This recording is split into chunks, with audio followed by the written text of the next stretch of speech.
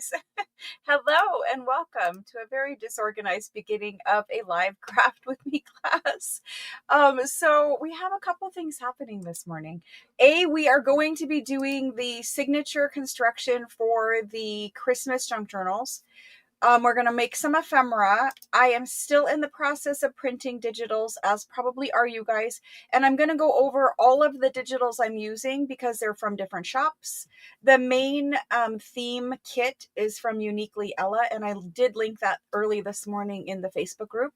So I am still printing. I'm going to show you exactly how I'm putting together my pages. If you've ever made a junk journal with me before, you know that I like to mix different kits together in one journal. So I'm going to show you what I'm using from all the different Etsy shops. I'm going to show you how I'm pairing up the digitals, like what I'm putting on the front of the page, what I'm putting on the back of the page. I still need to print mine. I have it half printed. It's still out there printing. So maybe you guys are having a morning like me where you still need to print your digitals. So we'll get those printed. And you, of course, you can use whatever digital kit you want. If you're not using a digital kit, if you don't have a printer, we'll go over how to construct a beautiful signature without digitals as well as with digitals. I'm going to show you the digital portion printed, right? And then I'm going to show you all of the other elements that I'm going to put inside of my journal signature. And then, so we'll assemble that together. And then if you want to sew it in with me today, you can. If you'd rather sew it in later, you can set it to the side. But after we get the journal sewn in, the signature constructed, sewn into the journal, we're going to work on ephemera. I do have a lot of ephemera made, but we have plenty of other things that we can make from the kit. So if you want to pull out whatever was in your kit, we'll use some of that today too. Good morning. Yes, good morning. For I think everyone it is still morning for just another half hour, 40 minutes or so. But anyway, that's where we're at. Let me go ahead and so part of the reason why I was having trouble this morning is because the borderless printer, this is probably not an issue for 99.9% of you. But if you use your borderless printer, the way that I use my borderless printer, where I'm doing thousands of prints for you guys, I don't know, it's definitely 500 prints for you guys a month. If I'm using the borderless printer as much as we need to here for business, you're using it a lot. And the borderless trays, so in order to print borderless, your printer has to print all the way across to the paper from left to right, and it has to go over the edge. And so inside of your printer, there are little trays that catch that extra ink as it goes off the edge of the paper. And eventually, if you print like a million prints, those trays get full. And so this morning I needed to take my printer apart, take those trays out, put new trays in. Anyway, so it will be where, you know, if you've printed, say, 50,000 prints borderless, you might need to replace those trays. It's something that you can do yourself. It is pretty technical, but if you're going to need to do it often, you might want to watch the YouTube videos and figure out how to do it. But other than that, it's something you probably will never have to worry about for your printing digitals at home. Anyway, a live stream? Well, hello and welcome. Hello and welcome to all of you. And sorry for the disheveled look and sorry for not being 100% prepared having my digitals printed. I'm going to flip the camera down now and I'm going to show you. If you're having buffering, Mrs. E, just go out, come back in. That usually fixes it. And here's what you need to know. This is class number 2 of 4. It's free. You don't have to buy a kit. This class is open for everyone. Even if you just stumbled upon this live, you're welcome to join in. What we're going to be doing is making a Christmas junk journal together in 4 classes. The last class is still a video on my channel. It will remain there forever. If you want to see how to construct the cover, I will quickly go over it just to show people who weren't here last Sunday. Last Sunday. Classes are every Saturday. Last Sunday was the first one. It was just off kind of a day, so it was Sunday. But anyway, I'll show you what we did in the first class. If you want to watch that video, it's still available on my channel.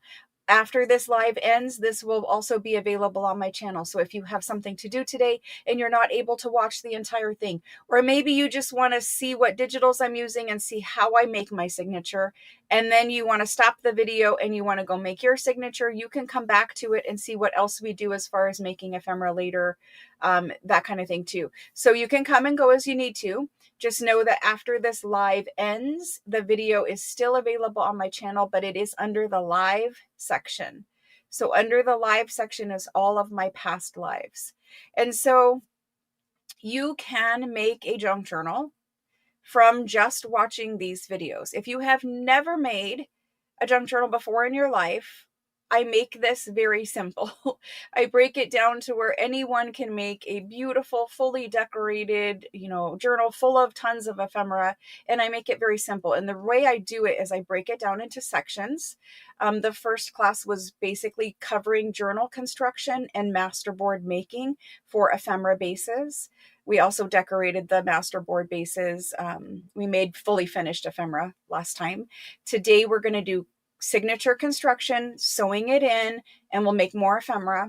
The third video in the series is the Saturday after Thanksgiving, and it is covering ephemera only. So pockets, tags, tucks, journal cards, any flip out kind of add-in type ephemera, tip-ins, all of that kind of stuff will be covered in the third video.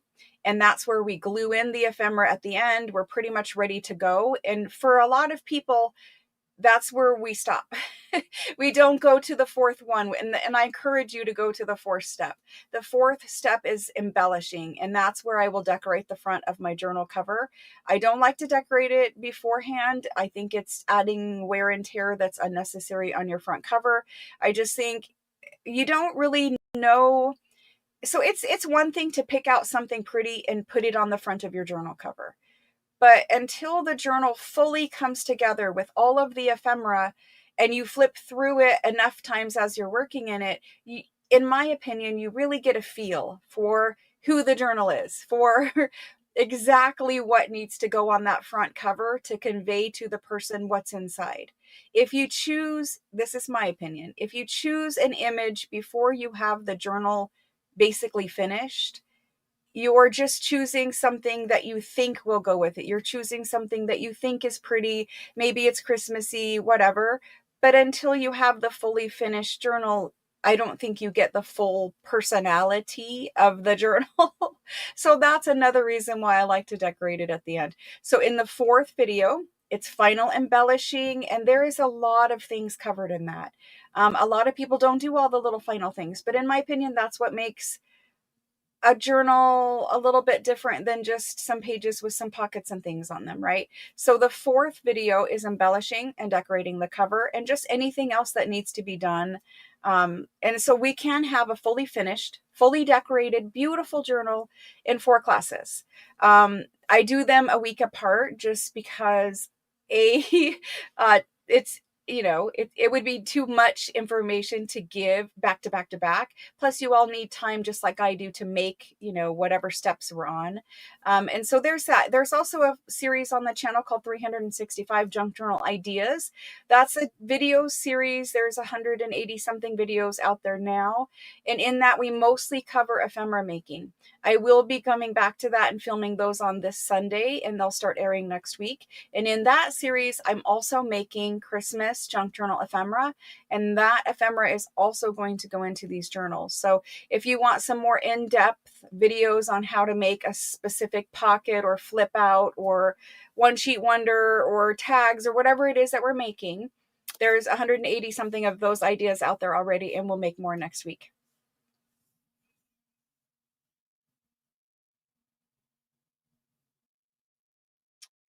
Um,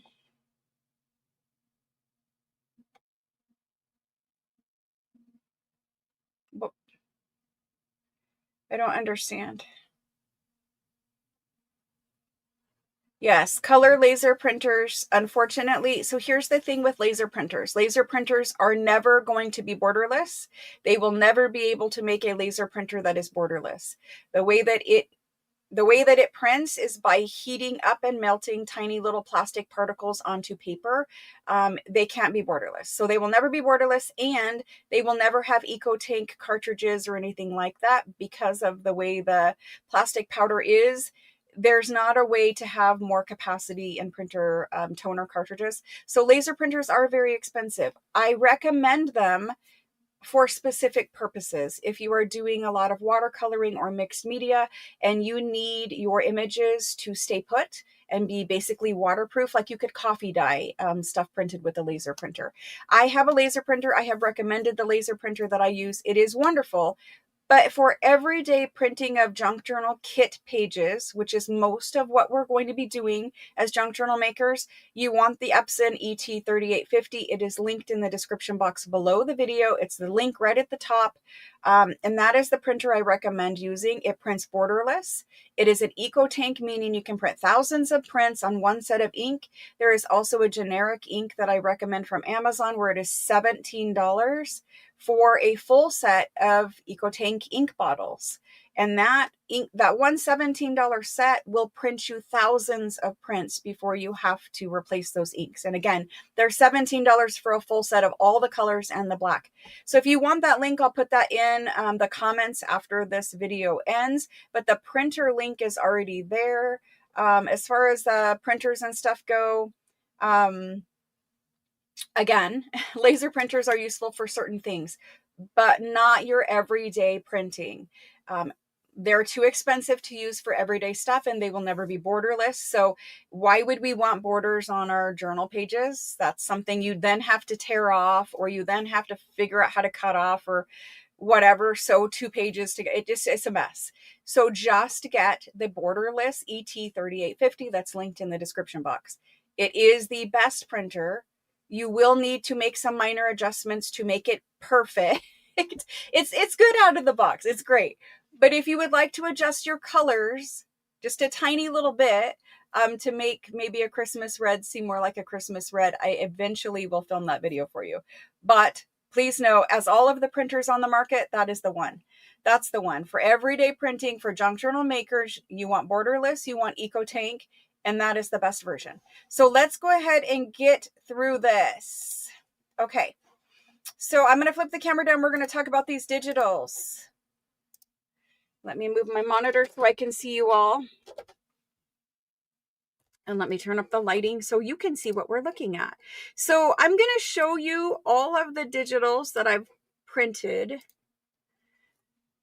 I don't know what's up with the lighting. It's always weird. It depends on if it's cloudy. Okay, so first of all, I have digitals everywhere at this point. We have digitals from these ones and these ones. These are all from Uniquely Ella. Uniquely Ella, and on Etsy, it's Uniquely Ella Digitals. And I linked it in the Facebook group. If you're not a member of the Facebook group, first of all, go over and become a member. There's a link in the description box. I didn't put it at the top of chat, but there is a link in the description box for the Facebook group. It's called Junk Journal Makers. It's for all junk journal makers, right? So Uniquely Ella did this beautiful kit, and it's called Christmas Ball. And it has these lovely old paintings of women in, wintry attire, ball gowns, etc.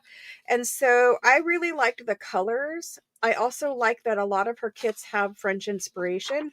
If you know me, then that's what I'm all about. So French inspiration. So this is one of the pages from the Christmas Ball. Here's another page from the Christmas Ball. And then this one. And this one.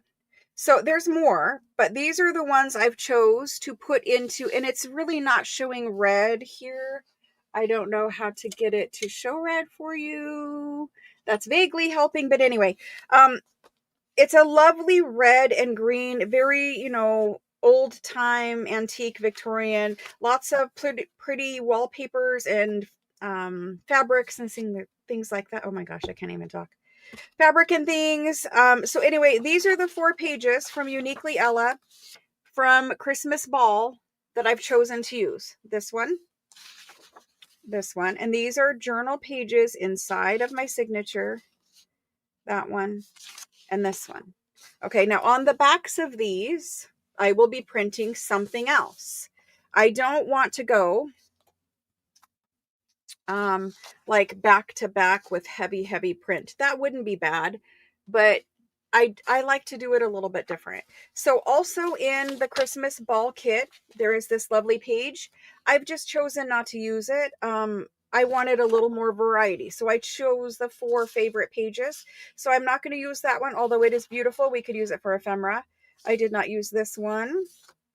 Now we get into the also uniquely Ella, and this one is called the Madon, I believe. And I linked it in the Facebook group. I'm going to use some pages out of here. I love them. I don't want too heavily inspired by this, but I do like those. So I have a couple of those chose. And I don't think I printed every single thing. There's also some backgrounds, and some of these ones are from Nostalgia. Some of them are the tall Christmas backgrounds. So I have a big bunch of pages to play with to make ephemera and all kinds of other things. But basically, the 4 that I'm using, this is the inside of my cover. The 4 that I'm using from Ella Enchanted are right here. This guy, and I'll show them one more time. The 4 that I'm using from Christmas Ball is that one, that one, that one, and that one. So that's what I got from Christmas Ball. There's a lot of other things. She has a lot of other beautiful kits. We will be using her again next year for several different journal kits that we do, but that's what I got from Christmas Ball. Let's move on. This one, that might be Christmas Ball. I'm not sure. This one, that I think this is Christmas Ball.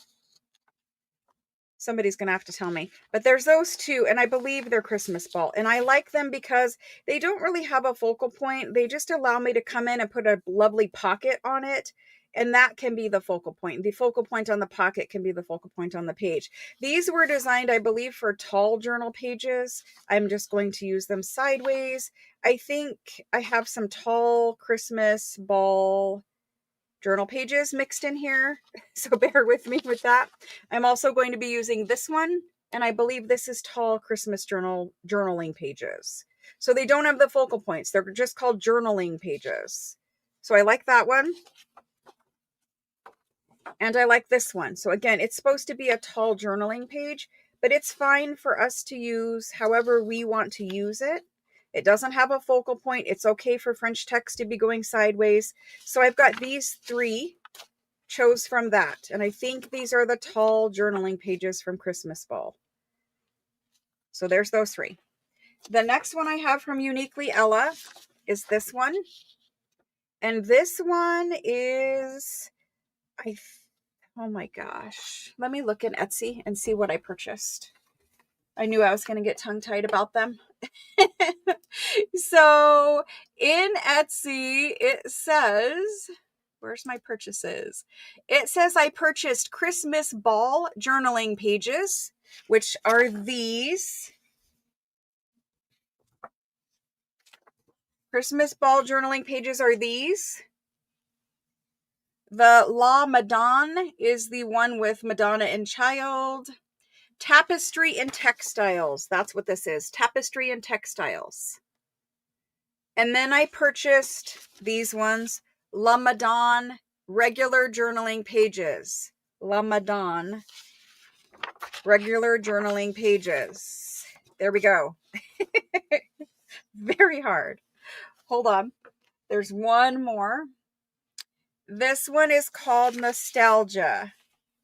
And I'm going to use it. I want a little bit of pink, a little bit of the teal, not too much, and then a lot of red and green. So this is called Nostalgia. It's just backgrounds, but they're beautiful. And you can use them again and again for any kind of a journal kit or a journal that you're building. It doesn't have to be Christmas. There's nothing in there that is Christmas, but I'm using it. So there's that one. Okay. This must be the Christmas Ball. So there's what I'm using from her. I know that's very confusing. Hopefully you can look at the pages and figure it out. Okay, moving on from And I hope that you guys go over to Uniquely Ella and tell her I sent you, and hopefully you will enjoy her shop as much as I have. She was new to me. I knew about her years ago, kind of forgot. Never saw any digitals before today. I can see in her store that there are tons and tons of digitals that will go with themes for my for my monthly junk journal kits in 2026. We will be using her again because there's lots of themes and kits of hers that match up to themes of my journal kits. So we will be pairing together again. But for now, we're going to use the Christmas ones I've mentioned. So let me get rid of Etsy and come back to you guys. So after that, we have these ones. Now I printed a big variety of things I already had from Ruby and Pearl. These are all Ruby and Pearl. They could be printed on the back side of your Ella Enchanted. What is it called? Not Ella Enchanted. It's Uniquely Ella. It could be printed on the back side of your Uniquely Ella digitals. So here's where we need to have like a little conversation. In my opinion, and again, it's my opinion, you could have a different one. If you're using, and this is going to be confusing because there's stuff everywhere. Let me just show you what I'm talking about quickly. And if you've already figured this out on your own and you don't need this tip, then that's great. But if you do need this tip, then some of you probably do need to hear it. But anyway, if these are your main focal point pages, see how they are busy. They have lots of color and pattern going on. They're busy, right? They're kind of heavy feeling. You know, there's a lot going on that. And I have the lighting turned up probably just a little too much at this point.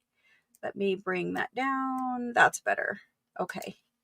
So they really look like this. They're not all washed out like my camera was making them look. But anyway, it's busy, right? There's a lot going on. And we want this. We want this for the main kit pages. This gives us our theme, our color palette.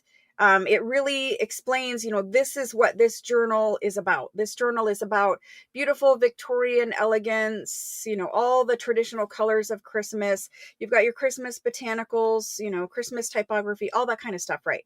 These are great. These are the main pages, but you need to print something on the back side. We can't just have them be white, right?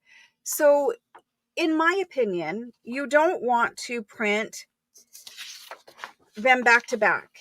You don't want to have busy with busy, right? You don't want to have busy with busy, because in a journal, it's going to be busy with busy. That's just a lot. Like flipping through the journal, that's a lot, you know? So here's what I like to do. I like to take the main busy pages and back them with one of two things. I like to back them with things that are neutral. These are Ruby and Pearl. I like to back them with things that are neutral.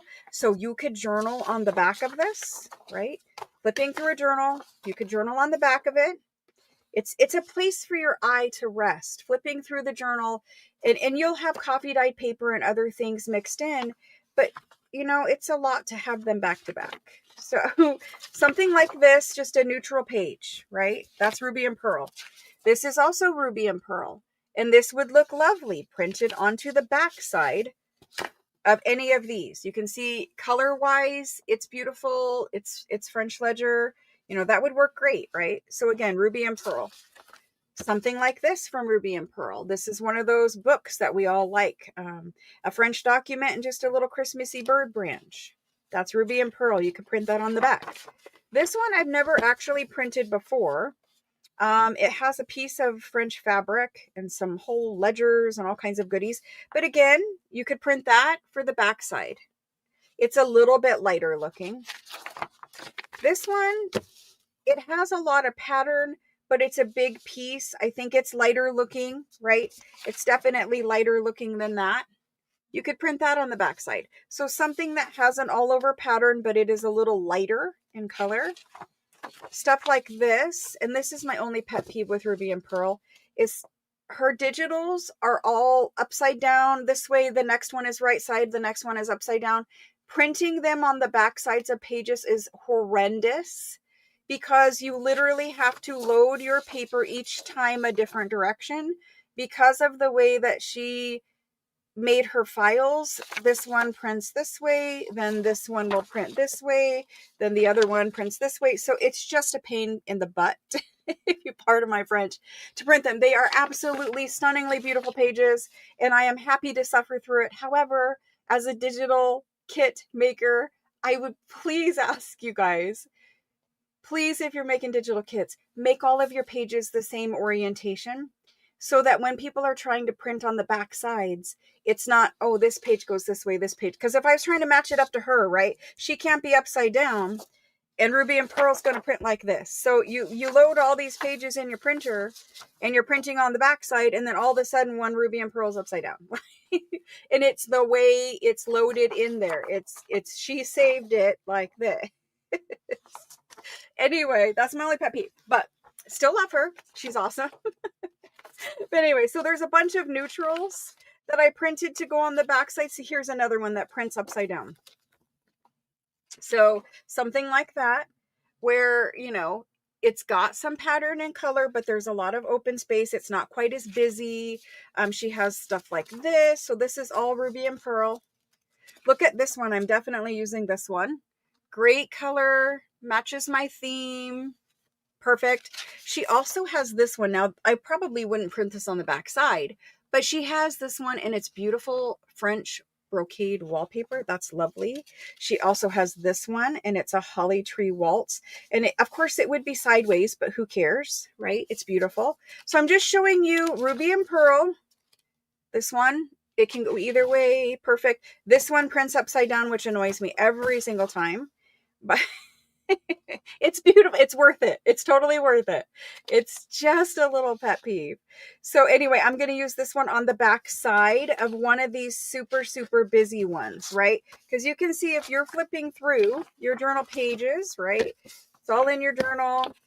You're looking at her and you turn the page and you've got this. That's a nice place, right? It's a nice place to rest. It's not super, super busy, but yet it goes. So anyway, I like mixing different designers. I'm going to mix Uniquely Ella and Ruby and Pearl. And then I'm also going to mix in a couple of mine, which I have not printed yet. This is also Ruby and Pearl. If you just want something neutral, light in the background, this one also prints upside down, just so you know. So anyway, there's that. It's the way that she saved them upside down. All she needs to do is go back into her original files and rotate them in Photoshop and save them again. That way, when people are printing on the back side, because here's what we do. We print the front side of our pages first. That's just human nature. You want to print, you know, your main part, right? And then you take all your main part that you printed and you put it in the printer. For mine, the bottom, for the ET3850, the bottom, so see, like her feet would be down here. The bottom goes on the right side, face up, to print on the back. And I'm going to say that again because a lot of people need that assistance. On the Epson ET3850, to print on the back side of your pages. So you've already printed this. This is the front side. Because, you know, when you're printing on white paper, it doesn't matter which side your paper's in, right? So anyway, we print on the front. This is the front. To load your pages to print on the back side, to have them be, you know, the right orientation, you need to put the bottom of your page, meaning if you have text or a lady or some kind of pattern, flowers, the bottom goes on the right side, face up, because the ET3850 prints on the back side. And if you have the bottom on the right, everything that you print on the back, except for Ruby and Pearl's things that are upside down, will print the right direction. Basically, when you go to print, it shows you a print preview. In the print preview, if it is upside down, it is going to print upside down. So then you would need to, like, if per se I was printing that one Ruby and Pearl, this guy that is upside down, if I wanted to print that on the back of this paper, this is my paper, and I want to print this one, you don't really want this down here at the bottom. You could, but you don't really want it. You probably want it across the top. So what you would do is you would print your paper and you'd say, okay, well, this is the normal way I'm going to put it in my printer. But because in the print preview, and this is kind of a bad example, let's use this one.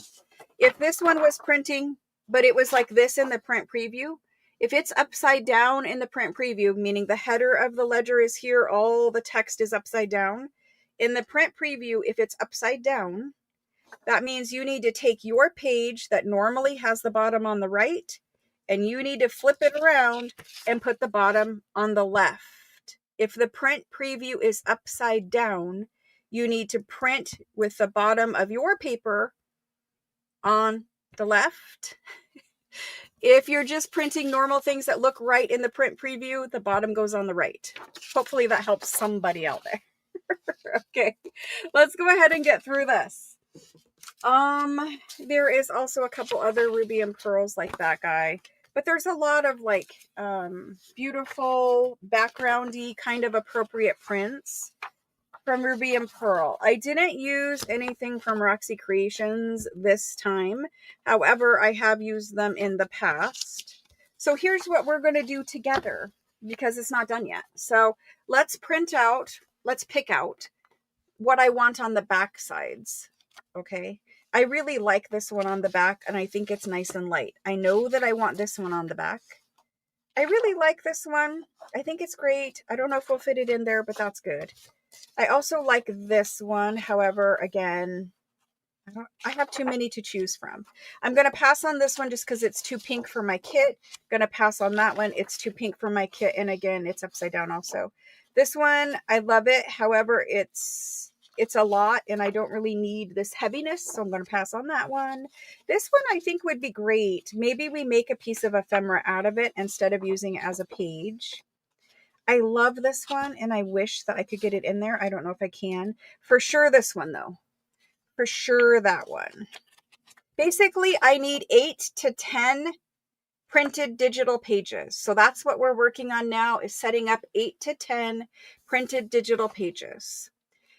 Ideally, because we're making this journal cover makes a single signature. And you can see I've sewn around mine. This journal cover makes a single signature, meaning there's no spine really. It's just whatever single signature we put in here, right?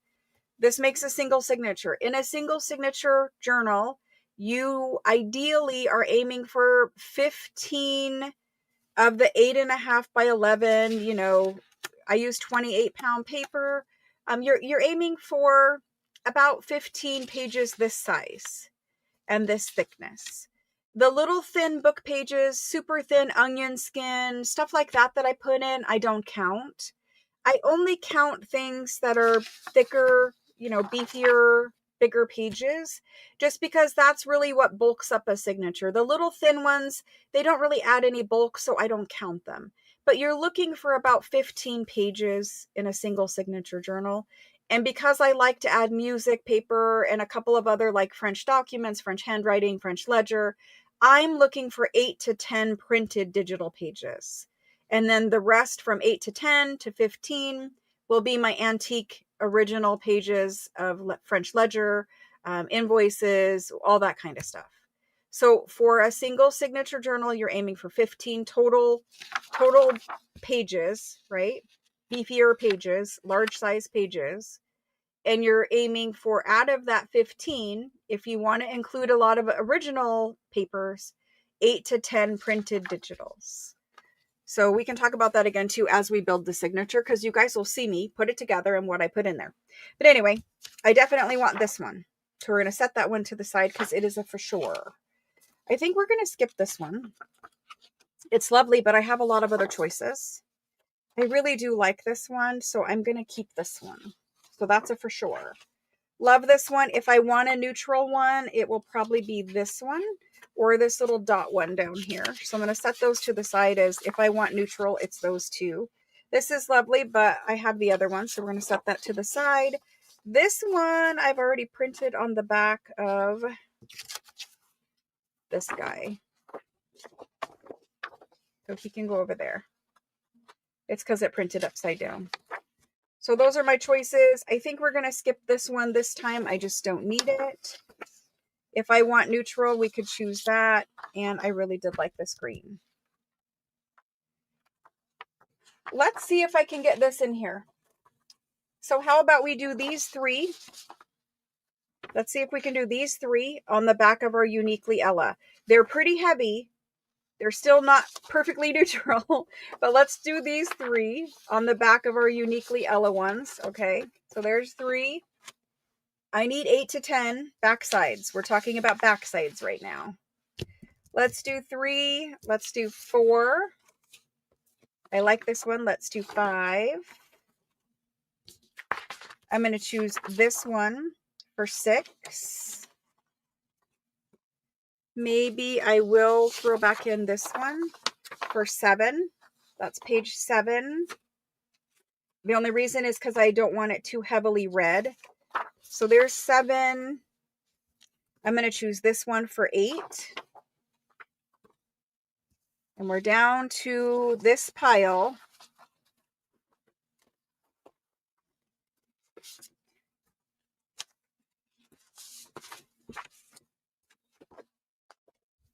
I have 1 left to choose. It's sweet.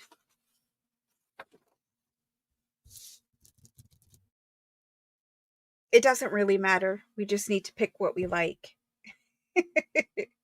And if it doesn't matter, why is it so hard? I'm just going to choose this one. I've never used it before in a journal, so I'm going to choose that one.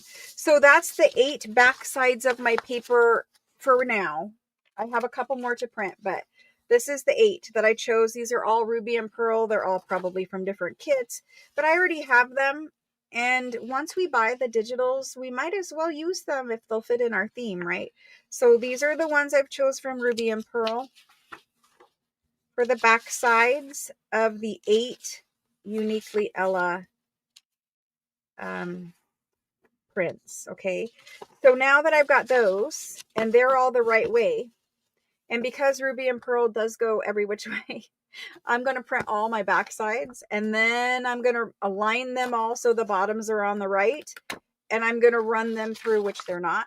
I'm going to run them through the printer, the direction they are right. I want to run them through the printer the direction that I want them. Yes, they are. So they're all lined up with the bottom on the right. And now I'm going to put them in the printer, and I'm going to print the Uniquely Ella ones on top. Which Uniquely Ellas are I'm going to put, oh my gosh. Which Uniquely Ella ones are I'm going to, oh my God, I cannot even talk. I just need to go back to bed. Which Uniquely Ella digitals am I going to print on the front sides? Well, we know I'm printing these 4 because I've told you that, right? This is a duplicate. That has something on the back of it. This is a duplicate, so we're going to do those 4, right? Those 4 for sure. Love them. See how they're just heavier?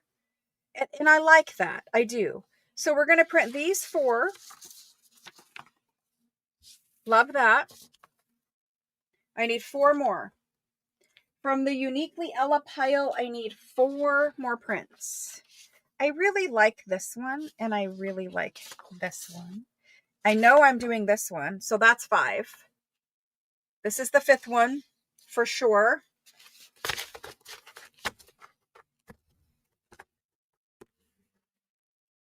I know.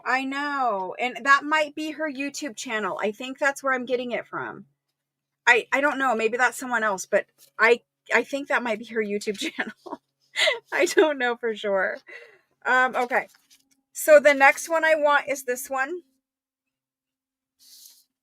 And the next one is this one.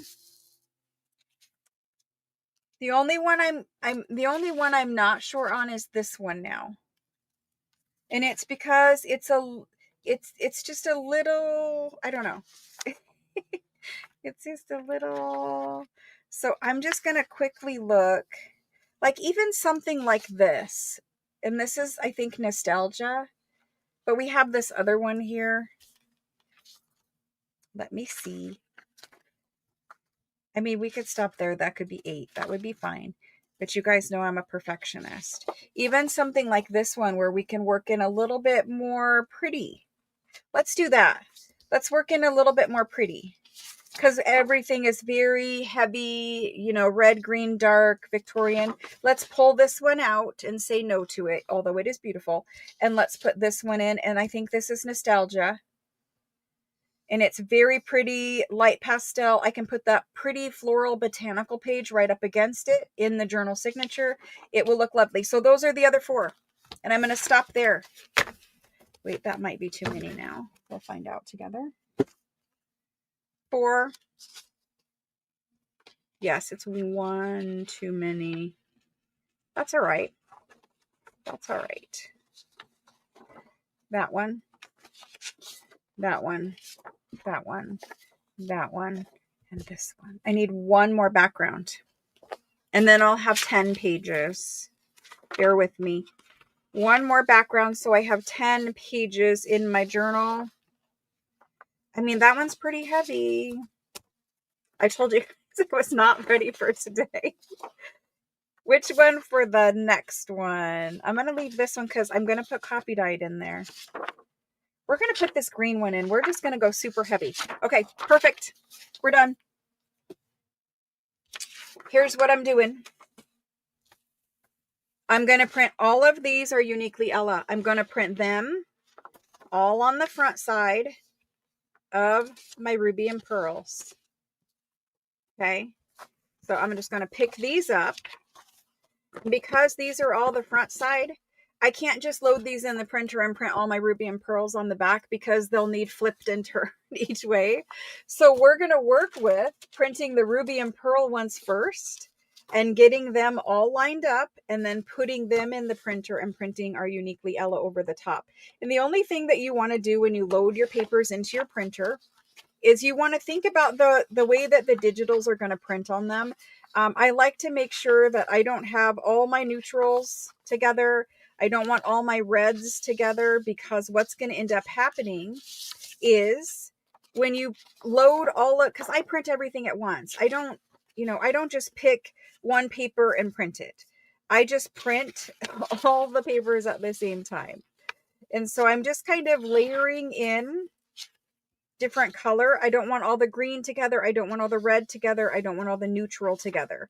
I'm just kind of layering in some pages so that we can have some different kinds of paper, different looking paper throughout. That's not probably going to make sense, but from the Ella files, I don't want to print where like all of them are together on all the green papers or all the red papers. I hope you guys are following me. So these are all lined up now. I'm literally going to go put them in the printer. I'm going to print my Ella ones on there and then I'll show you them here in just a minute. So let me go put these in the printer. I'll come back and we'll start working on getting everything else set up that we're putting in our journal signature, because we're not just putting these. We're putting coffee dye paper, we're putting ledger, we're putting antique ephemera, you're putting music paper, whatever you're putting in there, all the little add-ins, like the envelopes, the baggies, that kind of stuff. So we'll get that ready while these are printing. I'll be right back.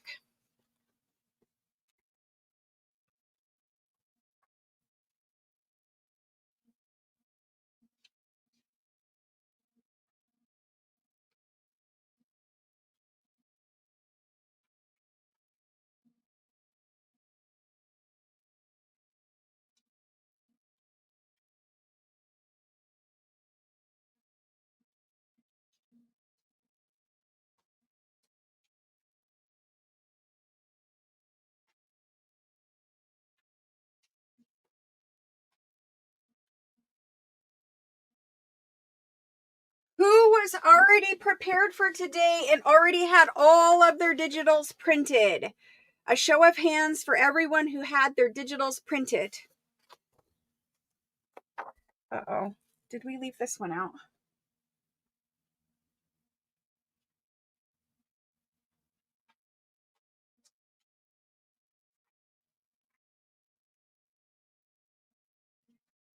I want to know who was prepared and already had theirs printed.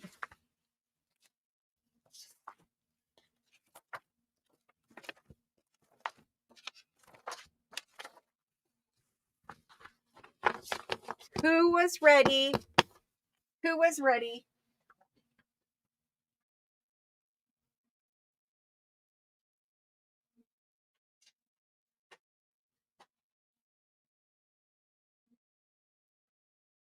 My wall of printers is in the hallway. So, all right. So as you guys are telling me who was ready, I'm going to select my Uniquely Ella ones. Oh my gosh. See, there I'm saying it again. Uniquely Ella. That is right. I'm going to select them, and I'm going to select them all at the same time, and I'm going to send them to the printer. So those 4, and then from there we want that one and that one. That's 6. We want, there's 6. Oh my gosh. Where's the rest?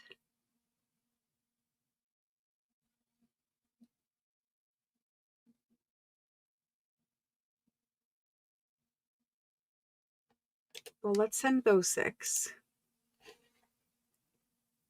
Perfection.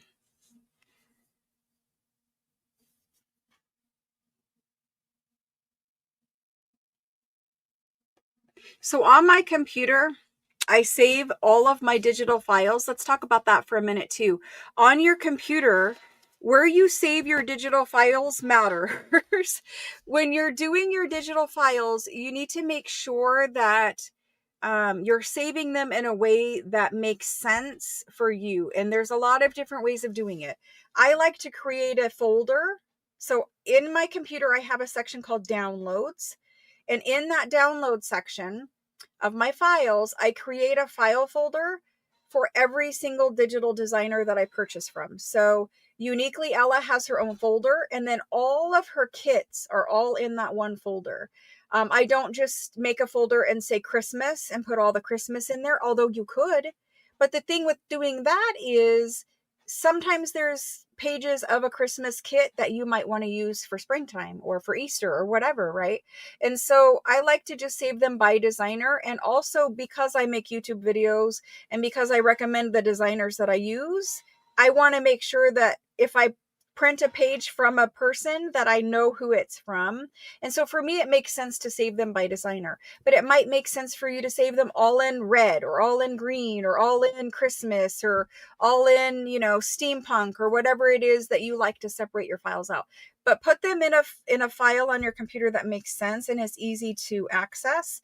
And you can also change the name of the individual print, the individual file, to something that makes sense to you. So I might go in here and instead of whatever Uniquely Ella called this, I could go in here and I could call it green French wallpaper background, because it's more of a background, right? There's no focal point on there.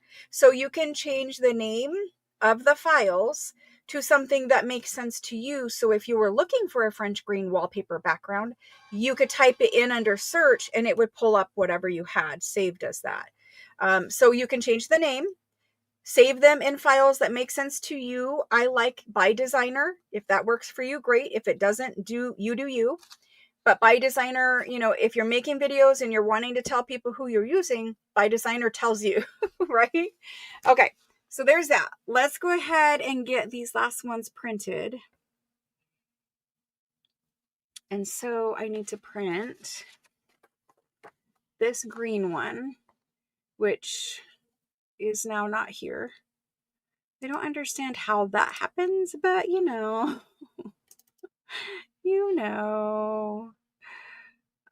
let's go to downloads.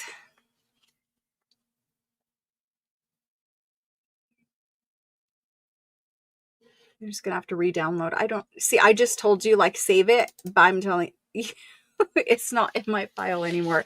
This one is one I'm missing. I am so having technical problems this morning.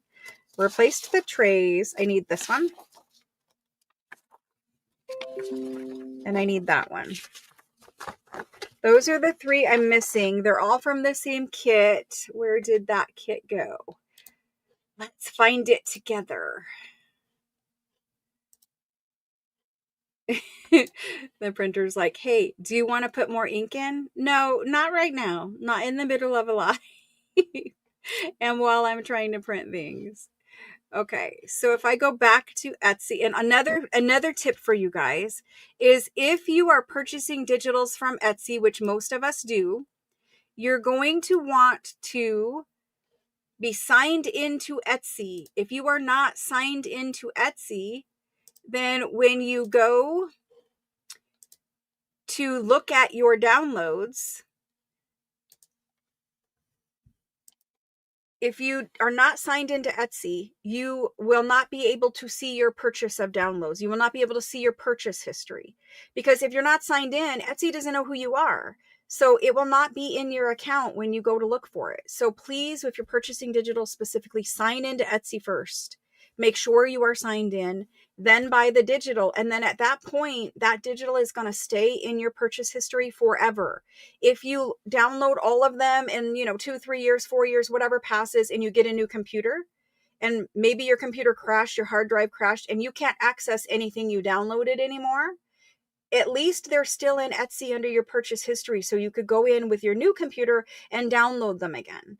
But if you're not signed into Etsy, they're not in your purchase history. And while it will let you download them that moment when you purchase them, if you don't instantly download them that moment, they're gone and you cannot get them again because they're not in your purchase history, without calling Etsy or emailing Etsy and asking Etsy to help you, which they will do, but it takes a lot of time, right? You're not going to be able to instantly print them. Okay, so finally I have these. Let's get this one. Let's get this one. She says, let's get this one. There we go. So mine are printing. Mine are printing, and I'll bring them in and show you exactly the finished ones here in just a second.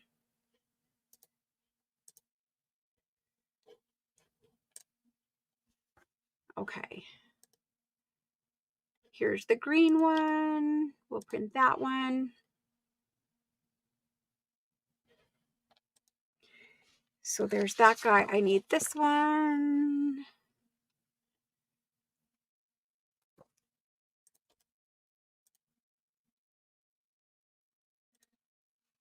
And that one I just did.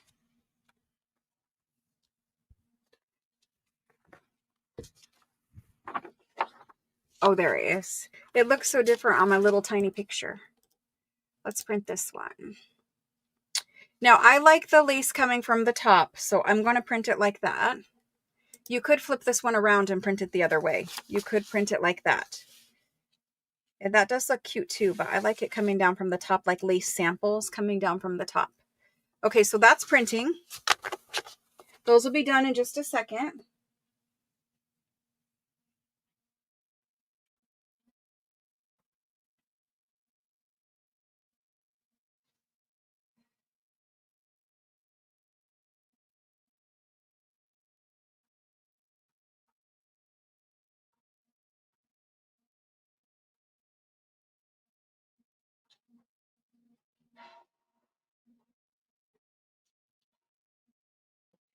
So I will show you what has printed. This is the way I set it up. So I printed my pages just like this. This is the first one I did, and this is what was printed on the back. So in my journal, it will look like this. That was lovely. It was just happenstance, a lot of green here, green there. That worked. So that was the first page. The second page, the top one here, this is the Uniquely Ella. This is Ruby and Pearl. Here we go. The next one, this is Uniquely Ella. This is Ruby and Pearl. It's going to be very cute. This is Uniquely Ella. These are all Christmas Ball from Uniquely Ella. And there's the Ruby and Pearl that I printed the direction that I wanted it on the back. This is Uniquely Ella, and this is La Madone. And this is what's printed on the back. Perfect. The other ones are still printing. Okay, questions. Who has questions for me? Who has questions for me?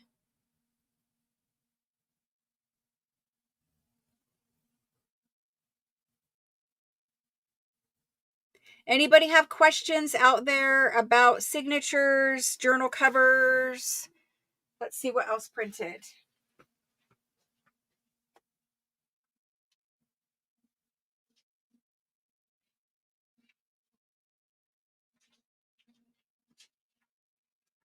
So the next ones that came out of the printer were that one. And that's printed on that. Love it. This is all Ruby and Pearl. Oh no, this is Ruby and Pearl. This is Uniquely Ella. Yes. This is Uniquely Ella. This is the La Madame. And this is what printed on the back. That's lovely. This is Ruby and Pearl. This is the Christmas Ball. Uniquely Ella. And this is Ruby and Pearl. So as of right now, I have 1, 2, 3, 4, 5, 6, 7. The next ones I need to take and turn upside down so I can print.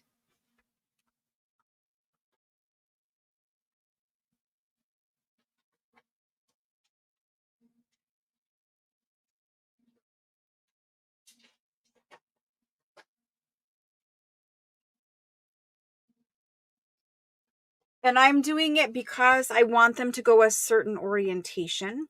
So I saved printing those next 3 for just a few moments. And that's this one. Do you guys all know how to print multiple things at the same time? Everybody know how to do that?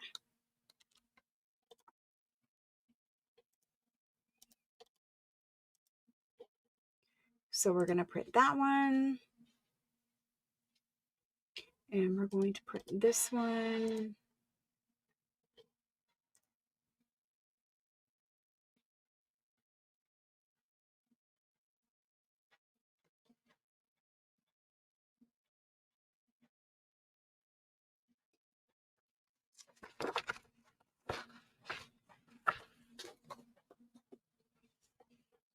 Okay, let's look at chat here for a second. Okay. Oh, please mix kits. It's so much better to mix kits. And please don't take that as like here's the thing. We all like to support the kit designers, right? But most of them play well, play nice together. So I don't think they're offended that we're using their kit, but we're also using Ruby and Pearl. I think it's nice to play nice together, right? So anyway, I don't think anybody gets offended by that, first of all. Second of all, if you look at Uniquely Ella, it's each designer usually has a specific aesthetic, and she has a beautiful aesthetic. Love it. But throughout the entire journal, you could go with all one aesthetic, or you could mix in something that's just a little bit different. Just something a little different, right? And so Ruby and Pearl has a very different aesthetic than Uniquely Ella. They're complementary. They're both very beautiful. I like to mix up kits so that throughout my journal, it doesn't start to look like same, a little less cookie cutter, a little more curated than just quickly printed and not really a lot of thought goes into it. I don't know. I like to mix them. You do you, but I think it just helps, right? Because look at how nice, and this is just random, but look at how nice they go together. Like, this is actually like a little gold stitching in this fabric. This is gold here. You've got some ferns. You've got a bird. Like, I think they're very complementary. And that's just, I just turned over a random page, right? But if you're using all same, it's kind of like the printing on the back side thing, right? It just starts to look too similar, and you want to make it look a little more curated. Let me grab my last pages.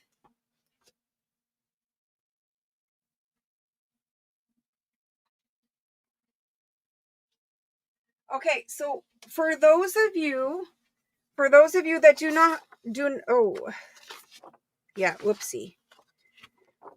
Whoopsie. We did pretty good. This one I didn't show you. This is actually Ruby and Pearl. These two are actually in the printer. This is a Ruby and Pearl one, and this is what's on the back of it now. So we're going to leave that. But this one we accidentally loaded wrong. So we'll fix that. But anyway, for printing, this is going great today. This is going great. For those of you who need help printing multiple files at the same time, when you go in your computer and you're looking at your little files, right? Your little, whether it be the individual images of, your papers, or if you're looking at whole file folders, you can go control button and then the S button, and that allows you to select things. So if you hit control and select and then use your mouse, you can select multiple files and then print them. Okay. So control select allows you to click on each one that you want with your mouse. And then from there, you can right click and hit print. That's how I like to do it when I'm selecting files from a big file of a bunch of different images.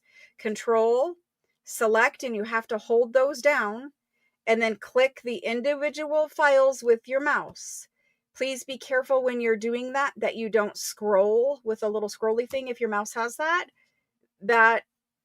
it causes problems. Just control button, select the individual files, right click, print. Perfect. If you want to print the whole entire file folder, right? You can do control select A, and that means all. That means every image that's in that folder is getting printed. So control select A is everything, all the files, and then you can right click and hit print. There's other ways of printing. This is just the way I do it. So to print multiple, like if I just printed all my back sides of my paper and I just put them all in the printer, and I want to print all of, the Uniquely Ella Christmas ball, I would just go to that file folder. I would open it up so I see all the little images just to make sure I want them all. Then I would control select A, right click on my mouse, print. Hopefully that helps you guys make it a little bit faster. Let me reprint this one because I've messed it up again. So I'm having a great morning. I hope you guys are having a great morning too. I want this green wallpaper paper, and I'm not going to give up without it until we get to signature building and I figure out I can't get it in there. But we'll do our best. So I'm going to fix that one quick. I'm going to have a sip of coffee because Lord knows I need it right now. I've been a little bit I'm a good hour and a half behind where I should be this morning. You all are so kind to join me on my little printing disaster mess this morning. But I promise you, we are going to get to building a beautiful signature, and we're talking about all the lovely things that we can put in, right? Because everyone knows you can have a printed paper signature, right? But the things that people forget about are what else do you add in here to make it more unique?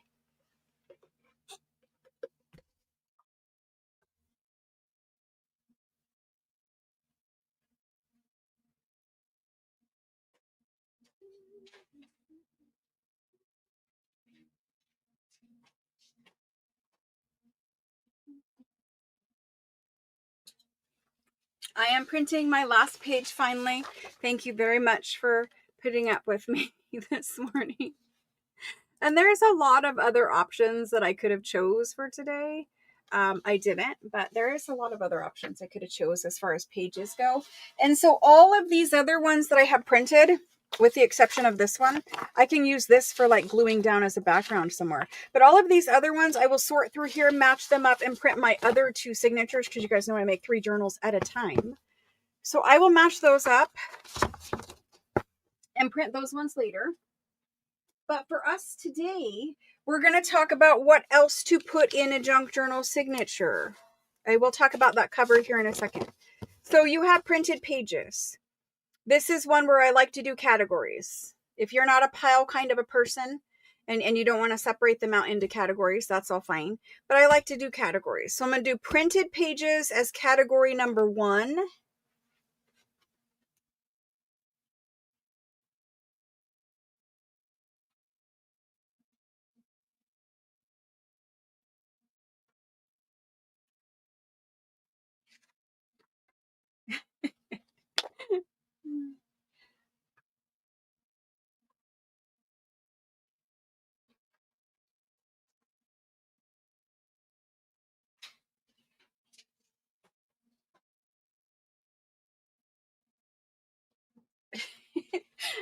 the printer keeps telling me that I need to put ink in it. And I assure you, I do not need to put ink in it. It is fine. It's just being crabby to me today. So anyway, printed pages. The next category that we want is coffee dyed paper. Okay. If you're not using coffee dyed paper, then whatever journaling paper you're putting in, that's kind of plain so that people can journal on it, use that. And so within my coffee dyed paper, I'm kind of trying to show you, when you coffee dye paper, you get different patterns, you get a range of colors. Some are darker, some are lighter. I do like to sort through, and maybe I don't want super dark ones in this journal because, you know, it's not really grungy. Maybe I'm looking for something a little lighter. So we use that one. That's fine. That's 2. And in your kit, I did give you some lovely coffee dyed paper. So hopefully you have that. If you don't have a kit, then pull out whatever you would like to use for journal paper. And I'm looking for a couple of things here. I'm looking for the color, the shade, and I'm also looking for the thickness of the paper. Let's use those 4. We probably need one more because I'm going to build a giant signature. You guys know I have a hard time saying no. So there's 5. So I'm going to use 5 coffee dyed pages to start. There's that. So I've got printed and I've got coffee dyed. Those are my first 2 categories. Both of these are 8.5 by 11. So those are my first 2 categories. I'll pause for questions here just a minute.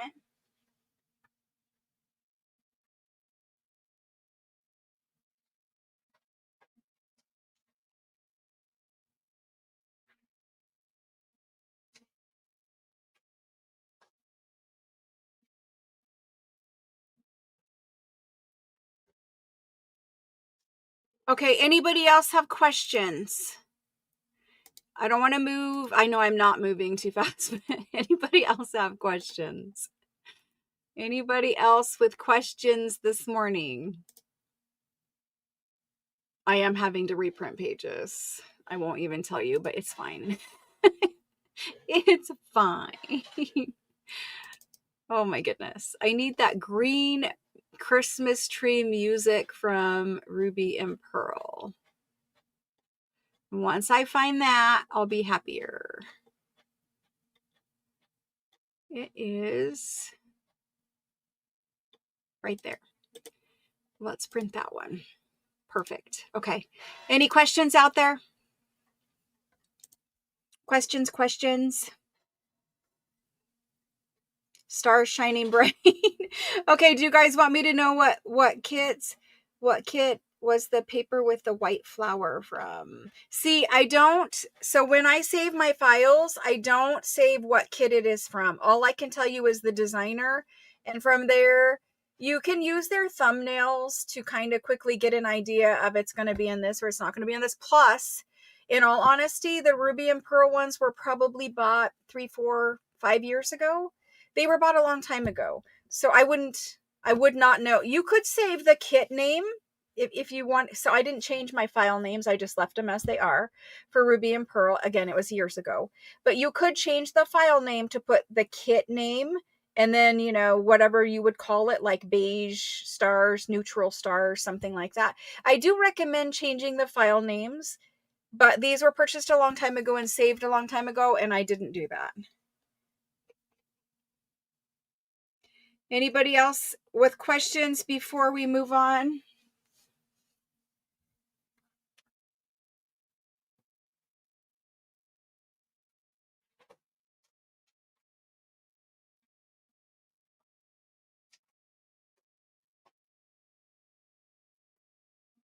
This is like the most stressful print job of my entire life. It's just a little bit ridiculous. Yes, it is. Just a little bit ridiculous. And guess I have to do it like a couple more times and then I'll be good. So did we get all of our papers in here that we wanted? I think we did, but I need to verify. Yes. I think we're good. I think we're good.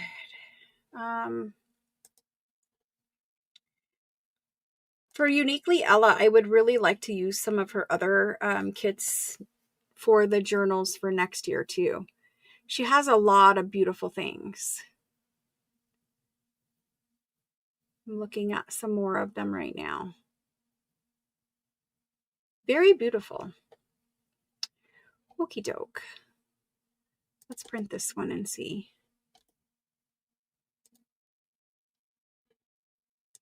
Okay. So as far as categories for making a signature, print pages, coffee dyed pages. I'm done printing finally. Yeah, they were named Zip 1, Zip 2. Yes. And there's duplicates of Zip 1. Yes. That's why I'm saying go into each one of her files, extract them all, and then you can from there change the file names to stuff that makes sense to you. That also happened to me this morning because they are called the same thing. And see, it's those little things that when you're making a digital and putting it into Etsy, it's those little things like that where she probably, should name the zip files with the kit name, and that would help us all out. But Zip 1 and Zip 2, you might have Zip 1 and Zip 2 for one kit, and then there's Zip 1 and Zip 2 for another kit, and that does get confusing. So the little extra steps digital designers really do help us out. I don't think, maybe they don't think about that when they're making them, something like that.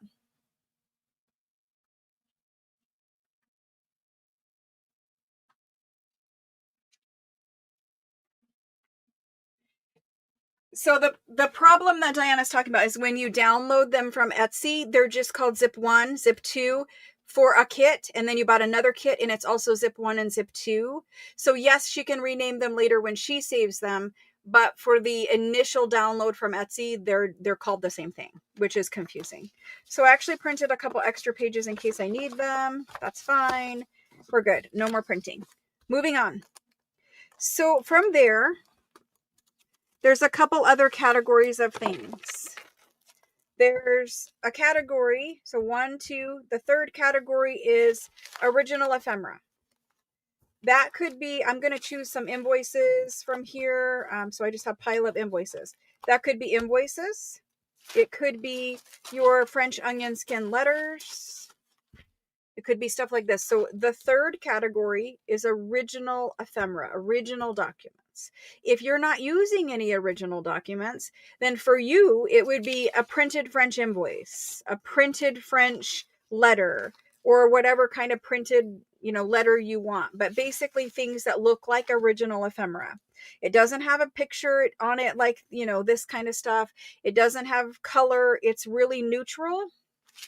It might have a small picture on it or whatever for the invoice, but the idea is this category, the third category, is supposed to either be antique ephemera or be scanned printed antique ephemera that you've printed out at home. So anything like this, it could be checks, it could be letters, it could be invoices. I will add some of this. And then in your kit that you got, if I bring a kit over here, in your kit that you got, I have a big, huge mess of things. One of these days, I'll have one filming studio for crafting and one filming studio for live sales. In the present situation, I don't. So let's put this over there. And let's look at our kit for a moment and pull out the rest of the things that we want to include in a signature. So we're talking about the original ephemera category, or the ephemera category, right? And that would include your ledger page that you got in your kit. So everyone got a ledger page. It's a big folded one. That goes in this category, the ephemera category. That letter that is printed, this is a printed letter on vintage onion skin. And that is ephemera, like original kind of ephemera, right? There's no picture, there's no color. It's a handwritten letter. That goes in this category. So there's that category. What else do we want to put in there? Music paper And I will use music paper. Music paper and book pages are the next category. Running out of space. So that's the third category, is original ephemera. Fourth category, book pages. This qualifies as a book page. It was torn out of a music book. That's a book page. The book pages from your kit, those go in that category. That's a book page category, right? Okay. We also had in the kit a floral botanical folio. That's a book page. It's going to go in there. The next things I want to pull out of my kit are my Florentine paper. The Florentine paper, it really could go in ephemera or coffee dyed paper. I'm going to put mine in, I'm going to put it in with ephemera today. It doesn't really matter where you put it, but I'm just putting it there. You also have this one. This is a large French red frame on that ledger paper. I'm going to put that right there for a moment. I'm just going through my kit off camera and making sure that I have everything out of there that I want to include in my signature. And there's a couple more things I need to pull. First of all, I need more space. This is a very rough class. A very rough class. I have 0 space. There we go. Okay, so in your kit, you have all this little stuff, right? For me, the next category, right? So we have 1, 2, 3, 4 categories. I'm going to take these out just for a second because it makes more sense when you look at it this way. So you've got 4 categories of paper: printed digitals, coffee dyed paper, or whatever you're using for writing, original ephemera or printed ephemera, original pages of ledger, original invoices, whatever. And then you have book pages. 1, 2, 3, 4. That's it. That's 4 categories for signature pages. These 2 here, they could go in any of these categories. For me, I'm just going to set them off to the side for a moment.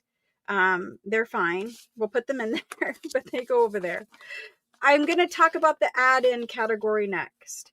So if you notice, most of these, not the small book pages, but most of these are 8.5 by 11 in size. That's fine to have pages that are 8.5 by 11 in size. It's what we want for, journaling space. It's what we want for digitals because we print on that. But we also need to add in some things that are different sizes. Your book pages generally will vary in size, so that's good. But we also want to add in fun, interactive things to break up all of this 8.5 by 11 size stuff. We want some little short pages. We want some fun things to, play with in the journal. So this vellum snowflake envelope, I'm going to put in my add-in category. So that's a whole different category. That's an add-in. We're going to sew it into the signature. This is not stuff that you're gluing down on pages. This is stuff that we're going to sew in our signature. So there's that.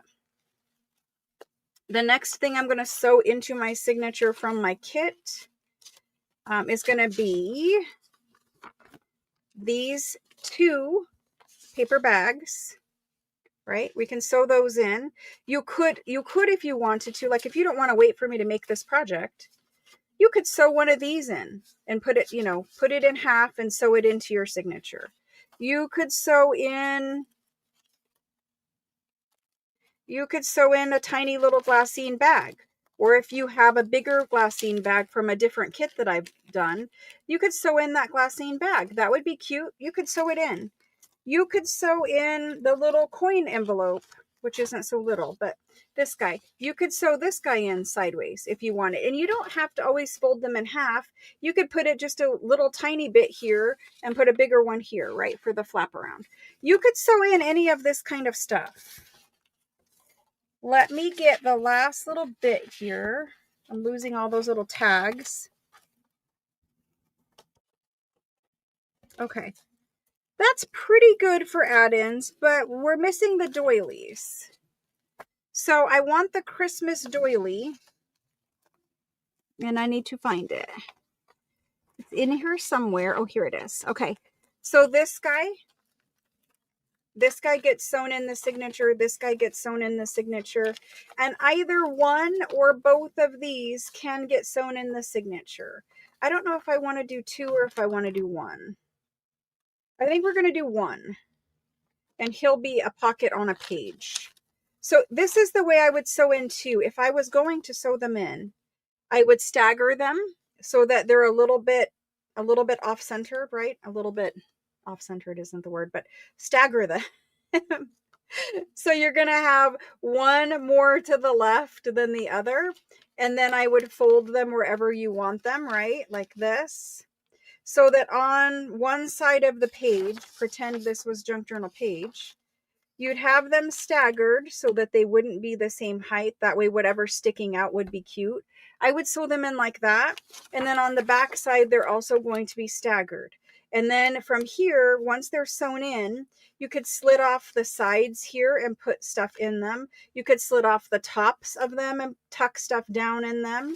But if I was sewing these in and I was sewing both of them in, I would stagger them as opposed to just putting one here in a signature and then a couple pages back putting this guy in. I really wouldn't do that because then it's like 2 of the same thing, and I don't know, to me it doesn't look as interesting as if you put them both together if you're going to use both of them. I'm only going to use 1, so there's that. Okay, moving on. This is my 3 add-in items. You can add in more, but I'm going to add these 3. Okay, so I've got 1, 2, 3, 4, 5 categories of things to put in my signature.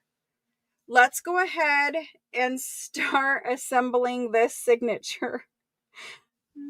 I think this class might actually do me in today.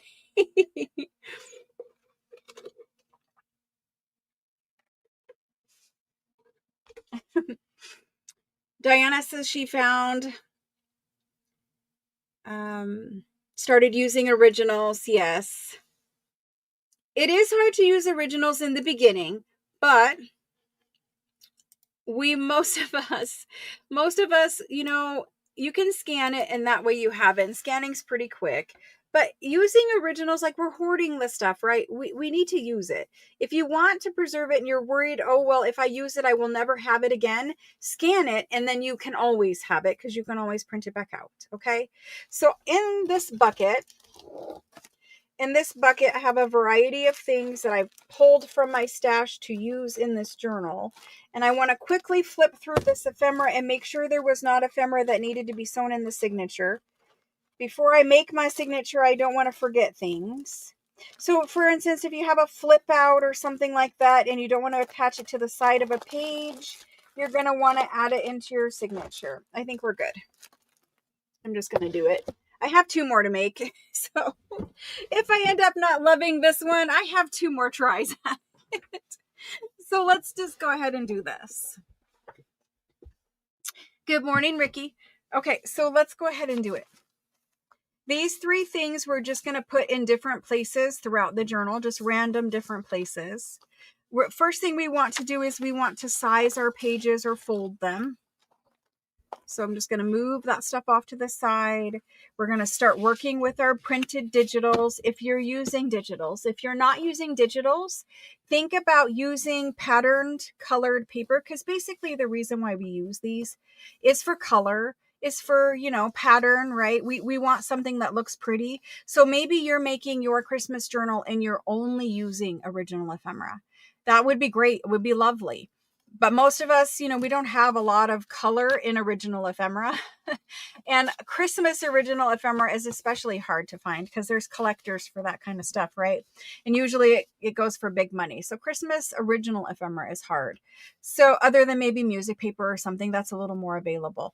Anyway, if you're not using printed digitals, maybe old wrapping paper, or even new wrapping paper, because of pattern, because of color, right? So that's a good way. Florentine paper, of course, that's another good way. Even if you have scrapbooking paper that is Christmassy, you could use that. There's a lot of different things you could use. You could use magazine pages, and then, you know, maybe there's a beautiful winter scene on that. You can make your journal beautiful out of a big, huge bunch of variety of things. You don't have to just use what I'm using. Of course not. You could use whatever you have. But the goal with the printed digital section, the category, is color and pattern. So whatever you have that has color or pattern that matches your theme, if it's Christmas, great. If it's something else, great. Just find color and pattern that matches your theme. For these, we want to fold them in half. I'm just going to fold all of them in half the same way in the beginning. And then as I'm assembling the signature, if I want to flip them a different way, I will do it. I print these pages. All of my digitals are printed on 28-pound paper. It is linked in the description box. I believe it's on my Amazon favorites thing.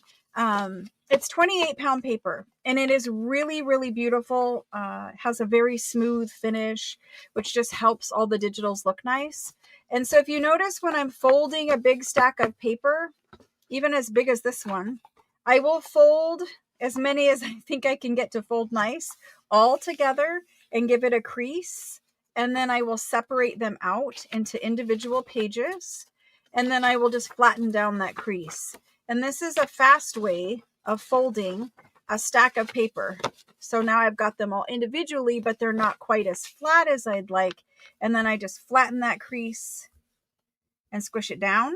And now all of my digitals are folded, right? They're all folded, ready to go. Now, if I want to flip them another way, I will, but there they go. Those are ready to go in. Next, we're going to fold our coffee dyed paper. And again, if you want to fold them where they're folded off center because you want pages that are flip outs and you're going to wrap it around or whatever, then you fold your pages however you want. But as a general rule, I will leave those digitals just folded in half. Same thing with my coffee dyed paper. As a general rule, I just leave it folded in half. If you want to do flip outs, you want to leave your pages longer, shorter, you do that. So there's these.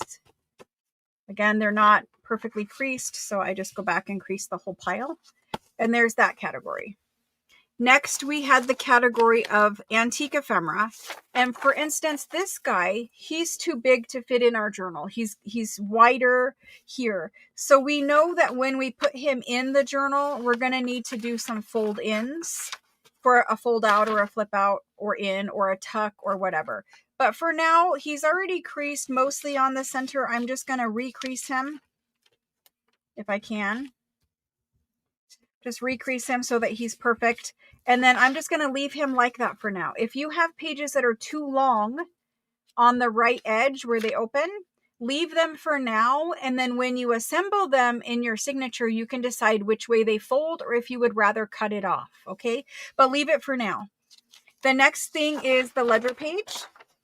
Now this ledger page is really big, so you're going to want to size this down. You can just tear it in half the way that it's folded. That would make a perfectly fine journal page. You could fold up the bottom part here and make it into a pocket. We could do that. We could cut it there. I'm just going to refold this guy and we're going to tear it. So this is how I'm doing mine. You do yours however you would like. I'm just going to make a skinny little pocket on the inside. So here's where it was folded in half. I created another fold line about 2.5 inches below. So here's the original fold, the way it came to you.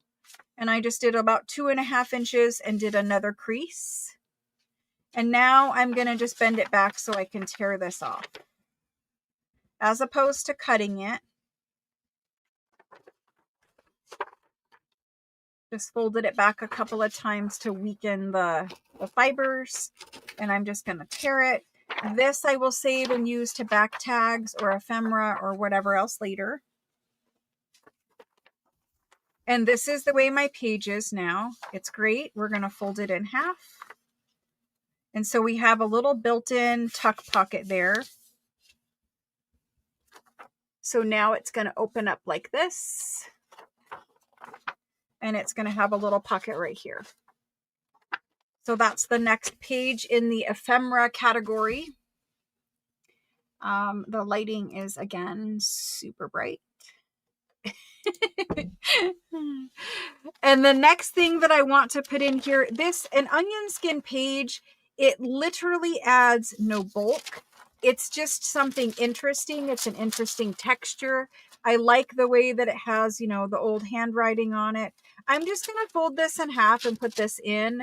I have a couple different ones I can choose from here. You probably at some point, because most literally everyone in the world pretty much, I exaggerate, but I have sold millions of sheets of onion skin paper. So probably at some point you have purchased onion skin paper from me.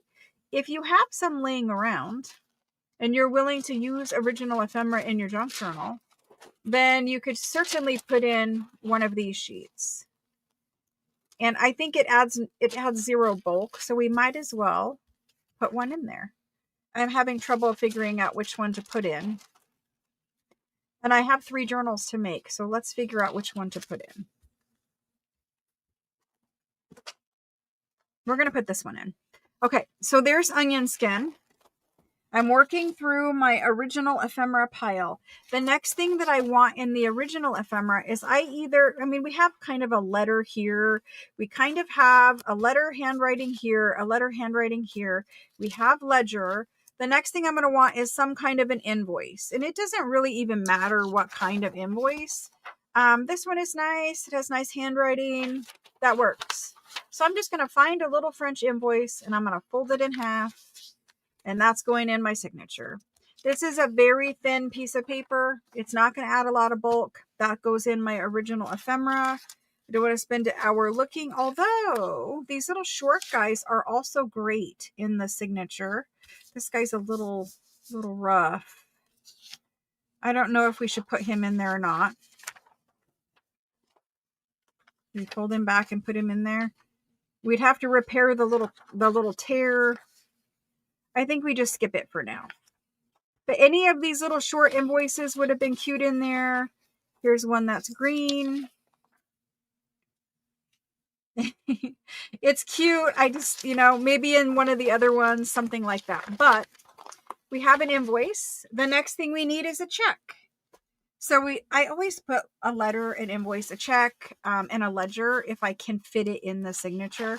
And to me, I'm just looking, for something that's kind of vintage. I mean, these are all vintage, antique, but I'm looking for something that's neutral color or red or green.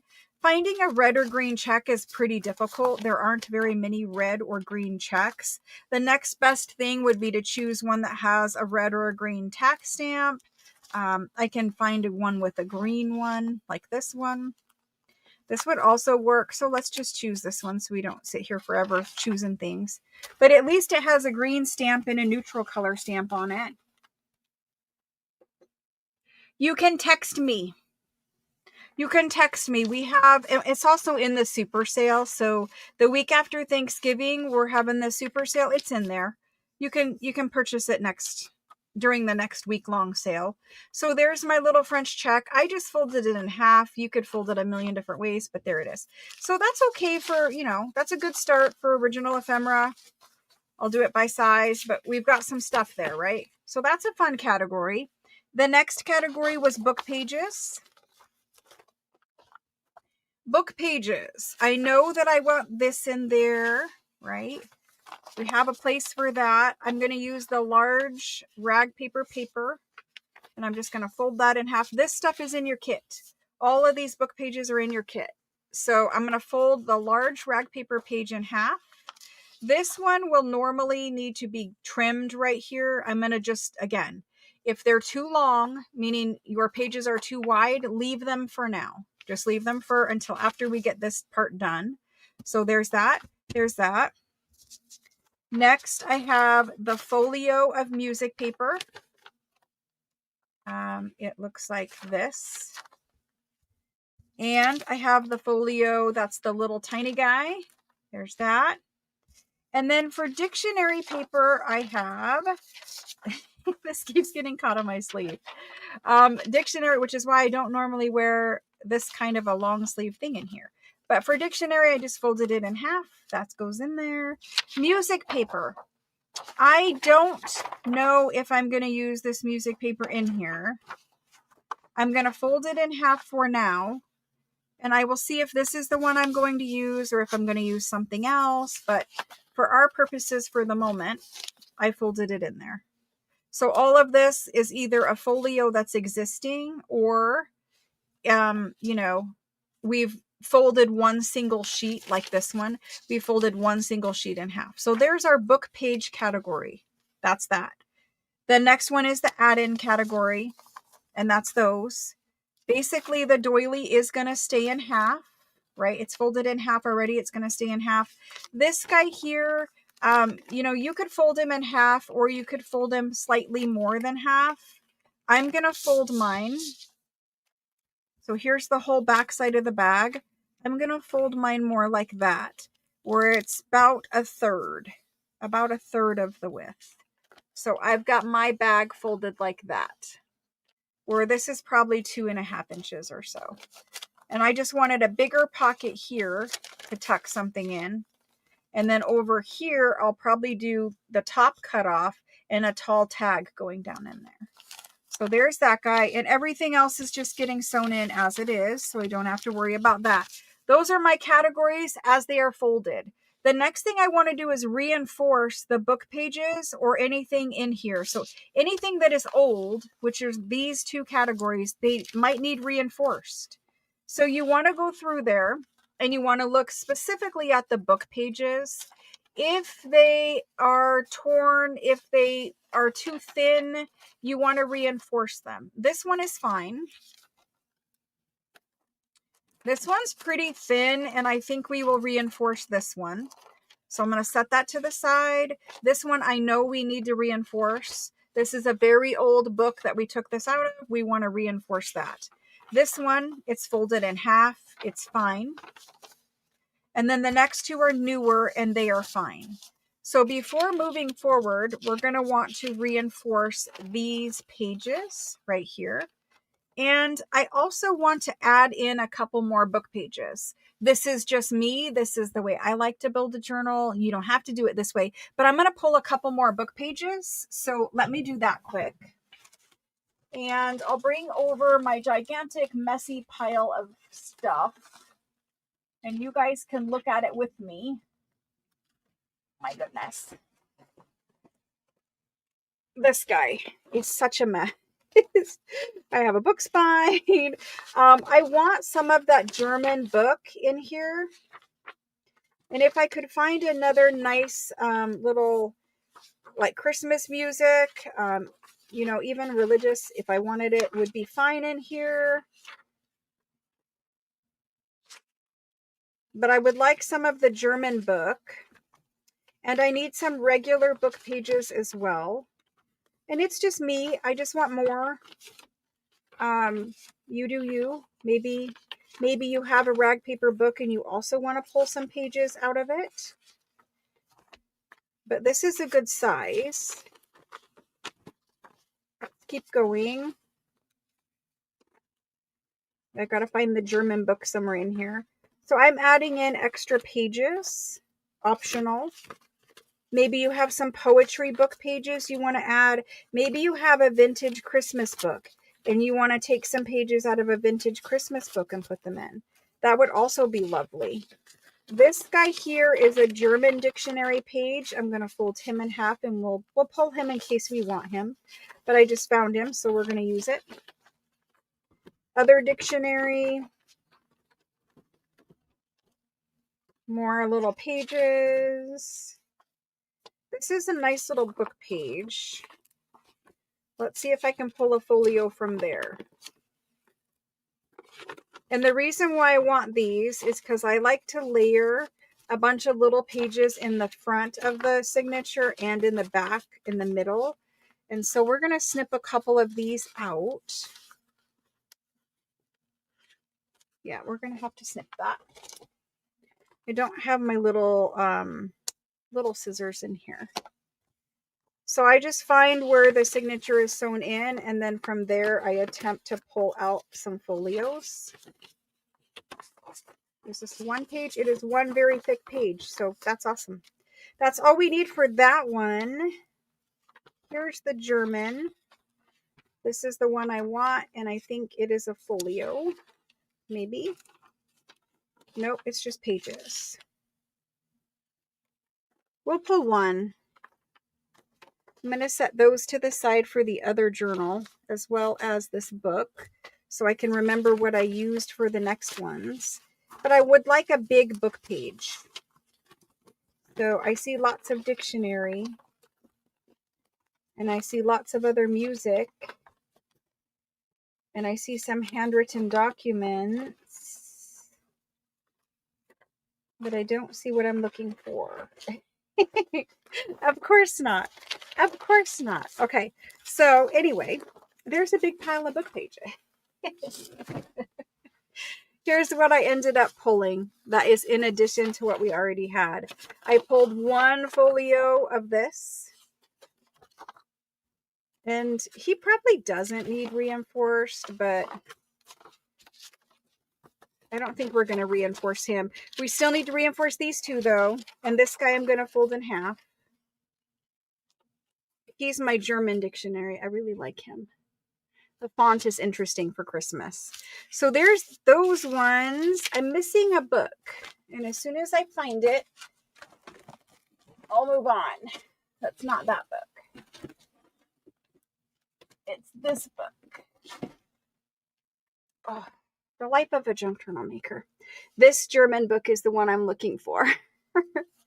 And so I want a folio of this.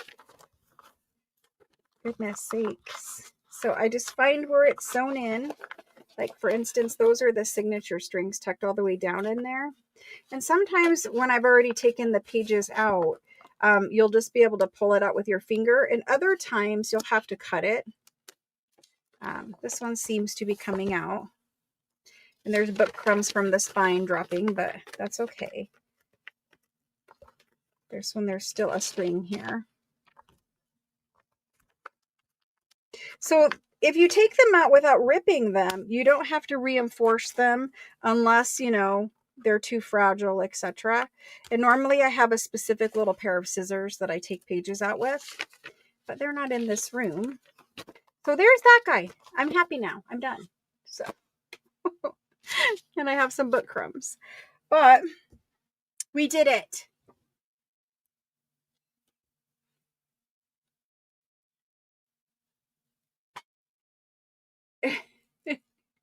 Okay, so there's book pages. I'm not going to reinforce this guy because he seems pretty sturdy. And we're just going to reinforce these two. So my category is complete. I have a little bit of book crumbs I would like to get out.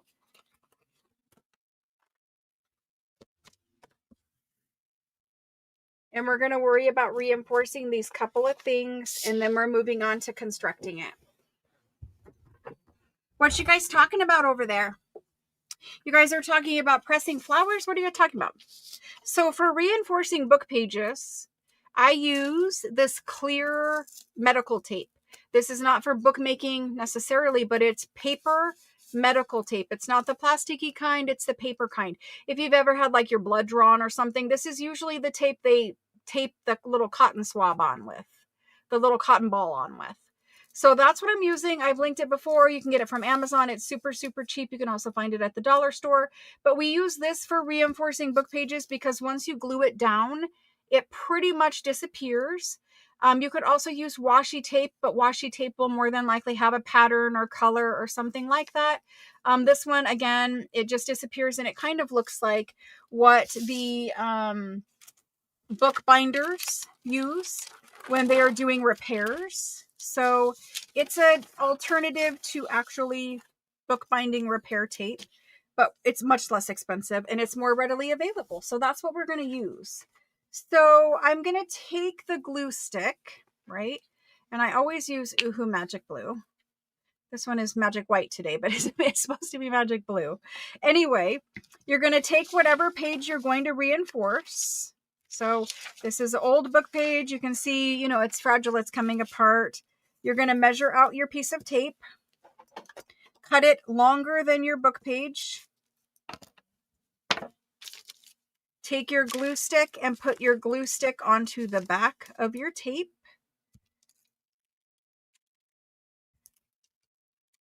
Get lots of glue on there. The tape is sticky, but you do want to add a permanent glue stick.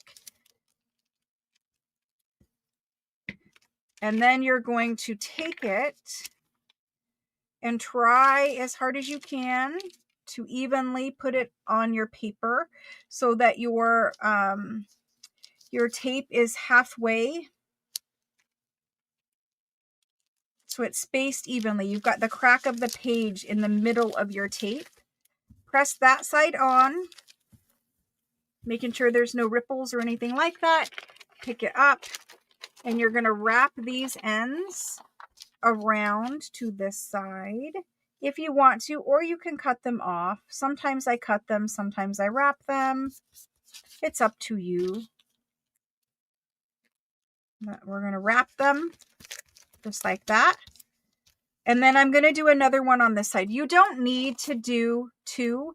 However, for aesthetics, I'm going to do two.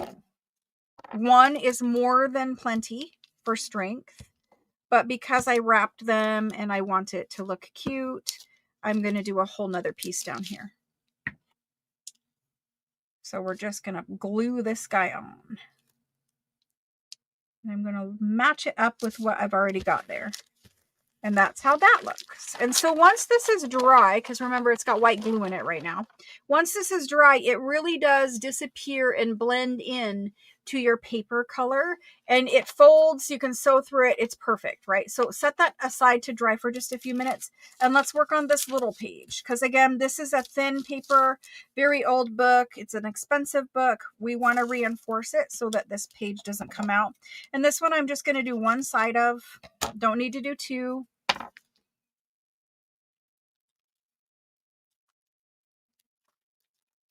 You want to try making a cover using leaves soaked in glycerin. It looks like faux leather. I have a much easier way of making faux leather covers.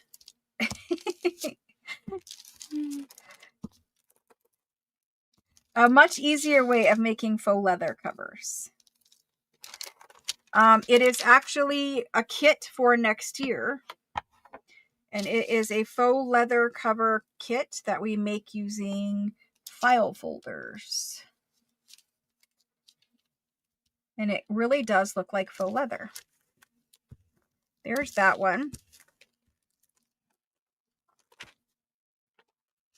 And on this one, I'm just going to trim off my edges.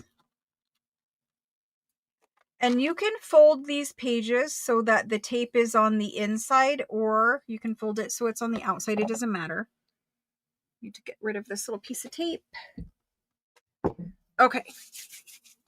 And so now we're done reinforcing, and we're going to put our pages together as a signature.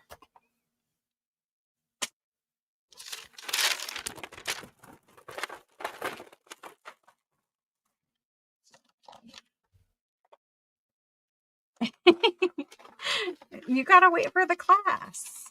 You got to wait for the journal kit next year. You got to wait. I want to spell it now. But there is an easier way.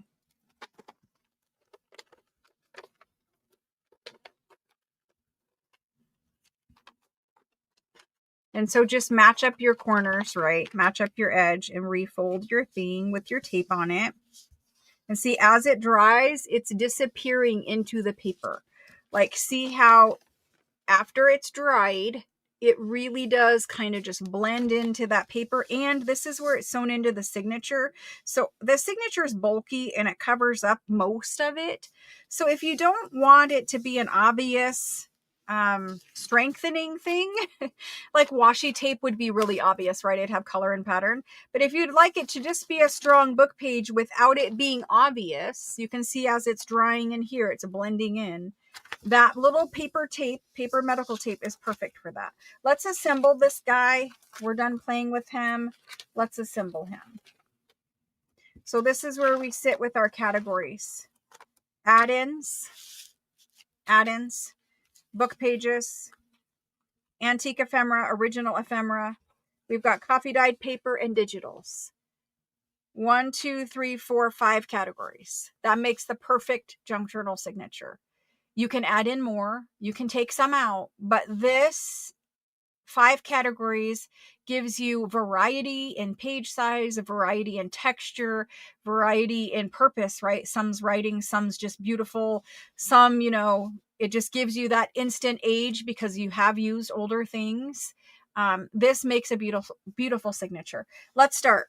First things first, you want to work with your digital papers, your printed digitals, and you want to find the paper that you want as the center spread. So that the page in the center of your journal signature, most of us like to do a really beautiful signature page as the center spread. So if you have a favorite that has an image, like we could choose this, but you want one that has a lovely look when you see both sides of the paper, because the center of your signature, unless you put some smaller pages or things inside of the center, you're going to see this as an open page just like this. It's the one time in your journal signature that you're going to see both sides of your paper, the center. So you want to pick out the center. The other page you want to pick out is what you want to see as your very first page in your journal. So this is pretty bland. I don't need to see that.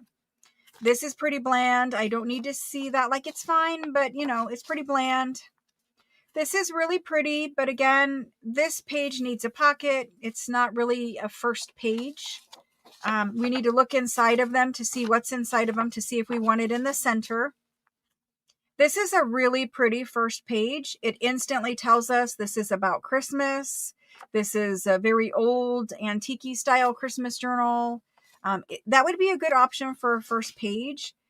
This could be a good center page, but maybe we can do better. I don't know. So we'll think about that one. This, again, it's okay for a first page if you wanted.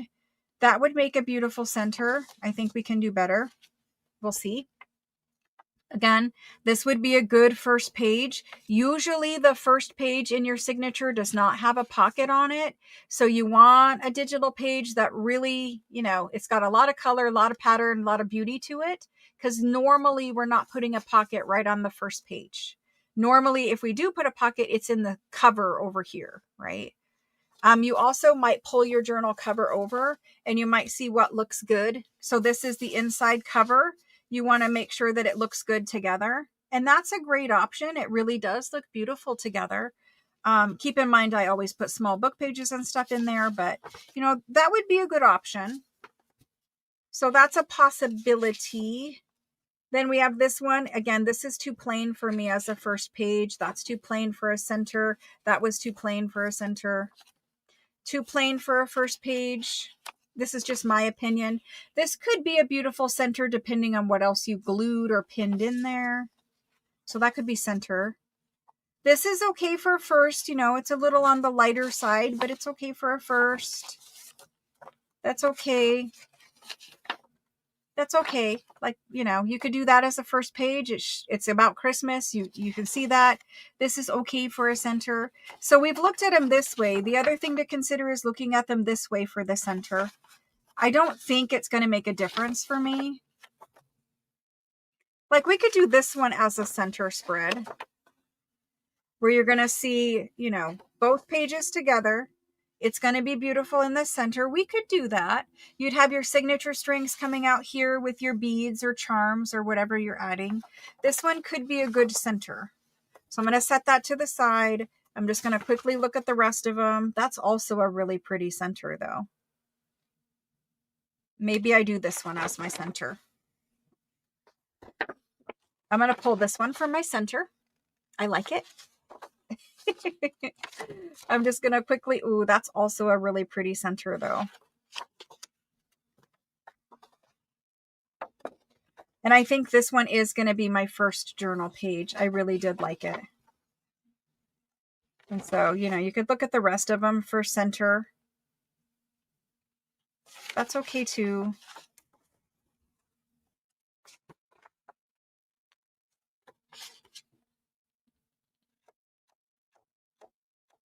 That's a really pretty center.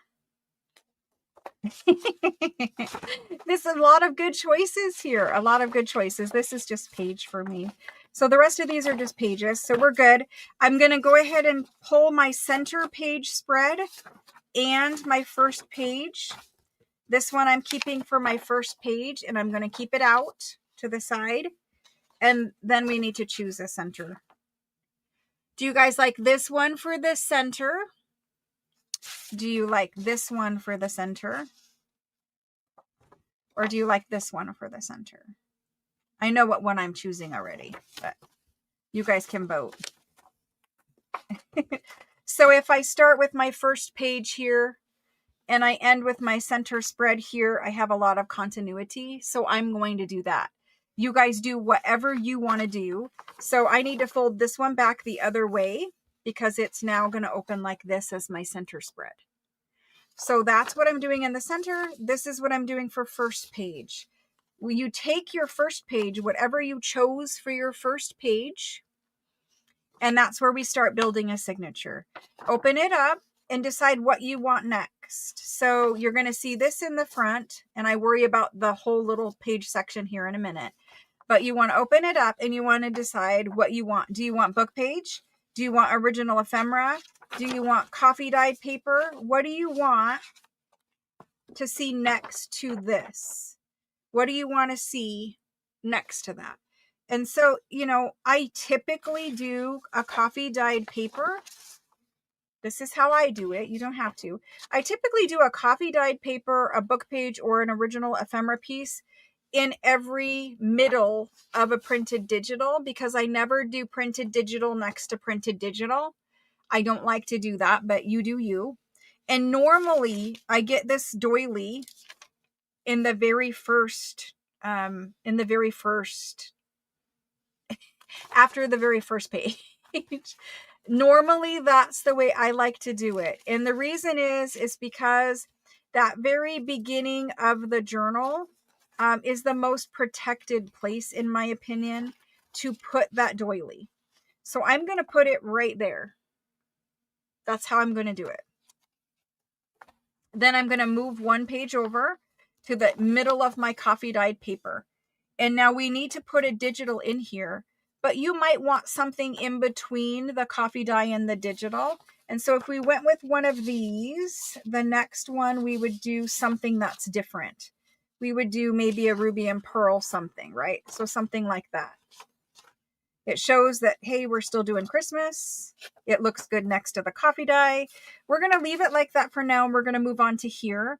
Again, you probably want a coffee dyed paper in here. You don't have to have one, but you probably want one. And if you're not putting coffee dye, you're probably choosing from your original ephemera or your book page. One of these three needs to go in between every digital. Either coffee dye, original ephemera, or book page, or multiples from there need to go in between every digital. So we have digital, meaning we can't use another digital. We have to use one of these. I just put coffee dye. So for me, I'm just going to go with something that looks pretty. I can see that this page has a pinky red color. This page has a pinky red color. I'm going to put that there. It looks nice. I like it. We're going to put it there. And then we're going to move on. Now, here you could do book page, or you could do ephemera, or you could go back and do digital, or you could do coffee dye. It doesn't matter. As long as you don't do the same category. Don't do two from the same category next to each other, which is the point of the categories. So we're just going to choose another digital here. Choose whatever you want that looks good next to it. That looks pretty good. Let me quickly see what else I have here. So I'm looking at this signature, this right here, and I'm seeing what looks good. That's okay. That's okay. That's okay. That's okay. We have something that looks really good there. I'm not ready for that one yet, I don't think. That one's okay. This one we probably will end up not using. Let's do this one. That's pretty neutral. It has a really pretty back page. You want to look at both sides because, you know, this is the way the person's going to see your journal. They're going to see it like this. The only problem with this one is I know I want a pocket here, and I don't do pocket and pocket. I don't do that. Very, very rarely, if I have no other option, will I do that. So maybe we don't choose that one, and maybe we go back to this guy that we had, and maybe we do that. So now we've got this one where you're not going to put a pocket right here because you've got this lovely image, right? And then we have this. And now we're going to need coffee dyed paper again because we didn't use it last time. We're going to want to put coffee dyed paper in there. Now that looks really, really, really neutral. Not a lot going on in there. So what I would suggest is if you find yourself in this situation where it looks a little too bland, that's when you add in one of your interactive elements, right? Something like this. We could pop that in there for a big pop of color. You could pop in a book page, and that would also, break it up and add more interest. You could pop in a piece of original ephemera. We just did add the ledger page, so I like to space it out a little bit more. But we have this one you could add in there. That's okay. It's a little color, a little interest. For me, I'm probably going to go ahead and put this big bold one in. And I know that I'm going to decorate on here and blend it together later, but at least we have some color and some interest. And you can place this wherever. I like to keep it a little less than halfway up the page, but you do you. So there's that. And now we have a coffee dyed blank slate. So we know that we're going to put a digital in there. Whether you put some book page in is up to you. I'm probably going to go ahead and put some book page in. So for me, I'm going to choose, where's the German ledger? I'm going to choose the German ledger, or not ledger, the German dictionary. And I'm going to put that in there. And it just breaks it up. It's just adding some interest throughout the, see how we have different sizes of pages. We already are creating interest. We're good to go. So let's choose a digital for here. It really does not matter. I can see we have quite a few of these green. We have quite a few of these green burgundy ones. So we probably want to use one of those because we want to space them out in our journal. Let's go ahead and add, what did we do? We did gold. We did floral. Maybe we go ahead and do this one. We'll get some green in there. That looks good. There's that one. Now, obviously, we want to add something that's going to look good next to that. And so maybe this guy. We've got some white roses. The white paper plays nice with that.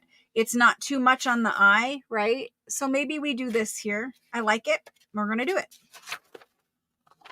And again, it's going to stick out for now, but eventually we will come in and adjust that with some folding. So here we could do digital again because we have it broken up, right? We could do digital. You might put a little book page over this. Let's think about adding a little book page in here. I just did German dictionary, so I probably don't want to do it again.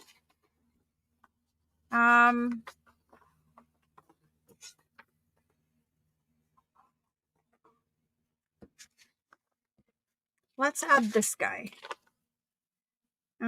Takes away most of our white page. I'm going to wait. And the reason why is I'm saving my little book pages to see which ones I want right here in the front and or in the center. So I'm going to wait on book page and we're just going to carry on. More than likely, I will come back and add one there though. Okay. So we're going to put a digital in here. I'm going to go with this one right here. Just need to make sure that I'm going to be okay as far as pattern goes at the end. I am. So I'm going to do this one. And I know that I want that floral botanical book page in here. At least I do in my mind. And I do. So I've got these beautiful springy colors. There's a blue ribbon, some light yellow, pinky flowers. And I think it's going to look good with whatever botanical book page you ended up with. Everyone ended up with a different one. I think that looks lovely. Again, it's too wide, but we're going to trim it later. So I'm just going to leave it for now. Notice how high up I've positioned it. I want some of that pattern peeking out underneath to blend this together. And I want some peeking out above to blend it together. If you put it all the way at the bottom, if you line up all your pages at the bottom, you're missing out. You're missing out on all that beautifulness that helps this be cohesive. Just peek it up a little bit so that you get some of that pattern showing at the bottom. This isn't a full-size page. This is shorter, right? So we have that option. Why not do it? So make sure that you're paying attention to where you place your smaller pages in your signature so that you can maximize what you have there. So let's do that. Then we could go ahead and put, a digital right up against that, but we probably need to do another copy dyed paper. We have them here. Let's go ahead and do one. We need some writing space. We're back into needing another digital. So I have 4 here. I don't know that I will need all of them, but we have this guy. We have this guy. We have this one. And I have this one, which I don't think you guys saw. This one isn't bad there. It doesn't really matter, but I'm going to choose this one. No, I'm not. I'm going to choose. I'm going to choose this one. Yes, I'm going to choose that one. So now, again, we have a very busy thing here. We need to get some other book page in here. I'm going to use this one. Book page. It just looks nice, right? Just looks nice with it. So we're going to do book page. Then we need to get these coffee dyed pages in because that's where we get journaling space. People always ask, well, where do you journal? Because I do highly decorated journals. I give full pages of coffee dyed paper, which I pretty much leave alone in the journal, other than a tiny little embellishment here or there. Usually those pages are completely blank so that you can journal on them. You can also journal on your book pages. You can journal anywhere there's open space, but the coffee dyed paper is important because that's where we get a lot of journaling space. So I want to try to make sure I get those in there. Anyway, I think maybe this check would look good in here. Let's put the check in there. I like the green stamp with the green peeking out over there on the side. The green little tack stamp with the green peeking out. So let's get this check in here. Again, pay attention to where you want to position that. And then we're going to do another digital. And we just did one that looked like that on the front. Let's go ahead and use this lady in here. We're going to use this one. Oh, no, we can't. It's too green. We have green, neutral, or red. I guess we're going with this one. I guess we are. I mean, it's pretty similar to this one. It's different enough. We're good. Okay, never mind. So we're putting this red one in here. And I'm just keeping my signature together just by holding it like this the whole time. If that hurts you, you can lay it down on your desk, etc. Okay, so anybody with questions so far? Anybody with questions? Questions, anyone? It's a good time to pause and look. We could do that. I need to decide what we're doing in the beginning. We need to get this guy sewn in here. That's okay there. I might like this sewn in over top of this.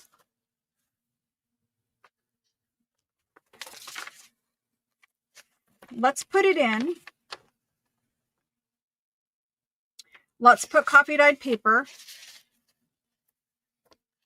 That will be cute over coffee dyed. Keeps it kind of neutral looking. We'll more than likely have some color ephemera in the envelope anyway. Now you might want the envelope part here, and maybe I do. And we'll put the flap in the back. Can I do it with one hand? Possibly. We're gonna get it done. So I'm gonna put my envelope pretty much in the center if I can. I'm gonna put my envelope pretty much in the center of this coffee dyed paper. and I'm going to sew that in right there. And I put the little flap of the envelope in the back now, so it looks like that. And there will be colored ephemera in here, and you can decorate the front, so that's good. We're getting there. We have 2 digital pages left, 1 copy die. I've got some other original ephemera, and I have a whole lot of book pages, which I saved deliberately. So let's go ahead and get this guy in here. And we need to get this one in here. So let's do that. We need some color is what we need.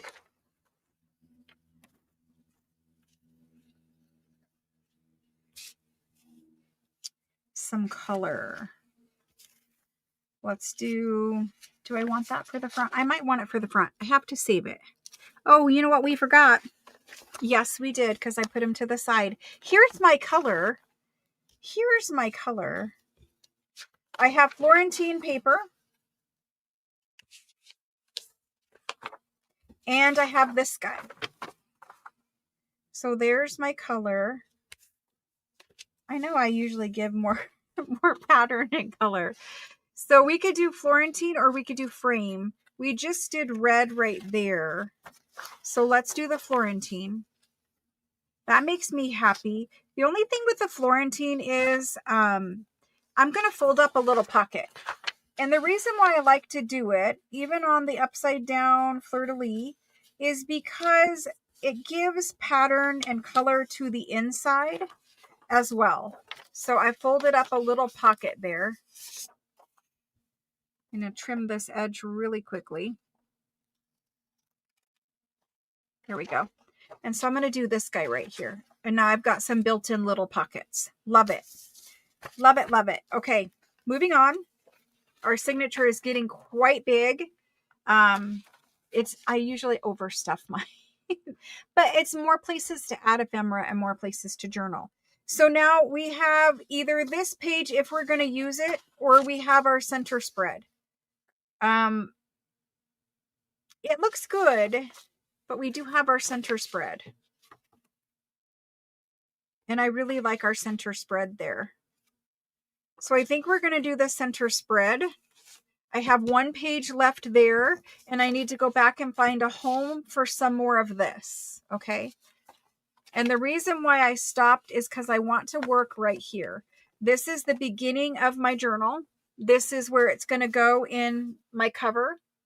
And I want a little bit more variety here. While it looks nice, it's all beautiful colors, coordinating, etc. It actually is this way. And I want to move some little book pages here and do a little bit of paper collaging, not gluing, but paper collage visually here in the front. And so right now I'm going to take these little pages that we have left over. I'm going to hide those ones, and we're going to look at what looks good here. I really saved this one because I think I want it right in the beginning. And I usually do like book page, music, a combination of things here, layering out so small, a little bit larger, and then you can still see the Christmas paper behind it. If you don't want to do the little layering here and you just want, just this, then you do you. I'm going to see how it looks. I don't know how it looks until I do it. So I have this one, which has some music. I could do this one and it would open and open. That's not bad. I could fold this back around and get some of this music to show. I could fold it back around like this on itself and get some music. And then we could have this little guy here going over it like that. I think that looks lovely. So more than likely, this is what I'm doing. It looks great. Do I want to add anything? I think we're good there. I don't think we need to add anything here. So let's go ahead and get this done. My stomach is growling. When is it not? And again, I want to peek out the bottom color just a little so I can see something. just like that. And so that's where that's going to be. And then you'll flip, and you'll have this. And I think that's lovely. My tape eventually will dry here and it will be less visible. I think that's really lovely. We've got this super old antiphonal music paper. We've got this super old red and black text page here. I love that. I'm happy. So now we can go back through our signature and add in these last little bits here. This is what I have left. And we're just going to add it in if we can. Before I get too crazy adding, I want to count the 8.5 by 11 sheets of paper. So I'm only counting my digitals and my coffee dyed papers or anything else that is 8.5 by 11 out of thick paper. So this one here is my first one that I'm going to count. That's 1. You're not counting the doily. You're counting the coffee dye. That's 2. Right here, we could use a book page. Good place to add it. I'm going to add this German one right here.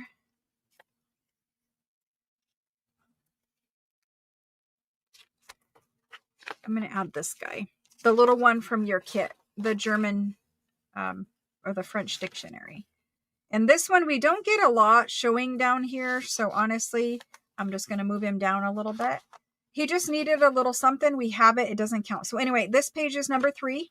This guy is number 3. We don't count that. We count this one. This is number 4. That looks good, but we could have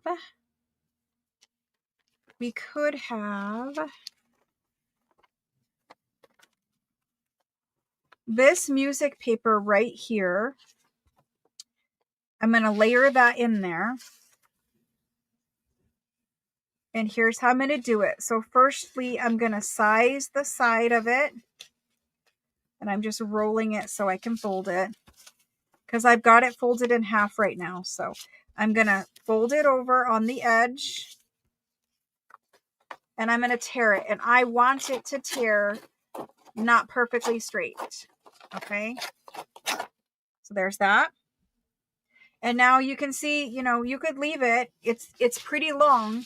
You could leave it, but I'm going to shorten it. We have a lot of white here that we don't need. I don't like this straight edge up here. So I'm going to give myself a little torn rough edge around this paper for interest. These are the things that, yes, they take longer, but they're the things that add that interest to your signature. And your signature really, like most people think the cover is the most important part. And it is for selling a journal. The cover is absolutely the most important part for selling a journal. But what's really the most important for the person getting a journal that they purchased and being happy with it is the signature. And so you can see we can put it in like this where we have the staffs at the top. We could put it in where we have the staffs at the bottom. You could fold it around to where you have the staffs this way, which is what I'm going to do, and at the top. And I'm just going to layer this torn music paper right in there with that red bag wrapping around it. I like that much better. We can still see our golden creamy coffee dye with this. Much happier there. Again, we're going to count this, but I think we're on 4. 2, 3, 4. Yes, 4 pages. So this one is the 5th page. I'm going to stop there at 5, and I'm going to add this one, which is number 6. You want to make sure that yours is not upside down like mine is. The numbers on the side will tell you which side is up and across the top. So that's 6. And I added it because we have this green right here. I thought it would look nice. It gives us a little color here. Happy with that. 6. And let's go ahead and add something small in here. I'm going to add this guy. Do I want it there though, or do I want it here? We already have a book page there. I'm going to add it here. So we're on 6. Now we're good there. We have 7 with this page here. We're only counting the 8.5 by 11 thick papers. So that's 7. We're not counting this one. We did think about adding something here though.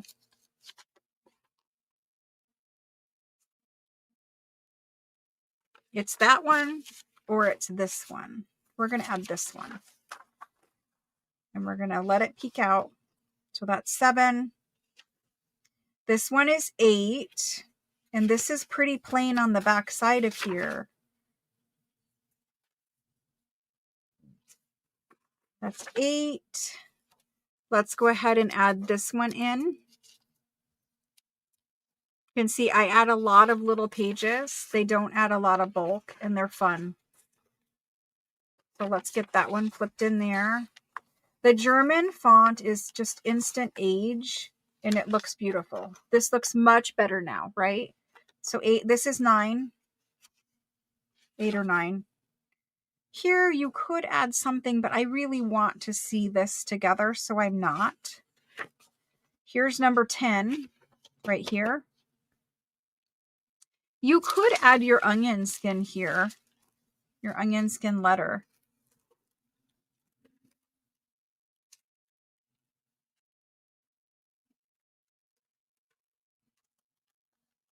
Let's do it.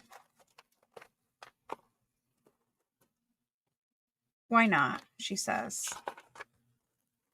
And then when she sews her signature together, she's like, why is it so thick? Anyway, we're there with onion skin. And the number, it's weird because the number on this one is down here and upside down, but the writing is the right way. So I'm going with it. Anyway, I think this is 10. Then we're here. It's okay. It's okay. We're going to leave it. 11. We don't count these. This is 12. We don't count this one. This is 13. So I'm aiming for 15. This is 13. This is 14. And I'm going to add this right there. Do we want it like that? I guess so.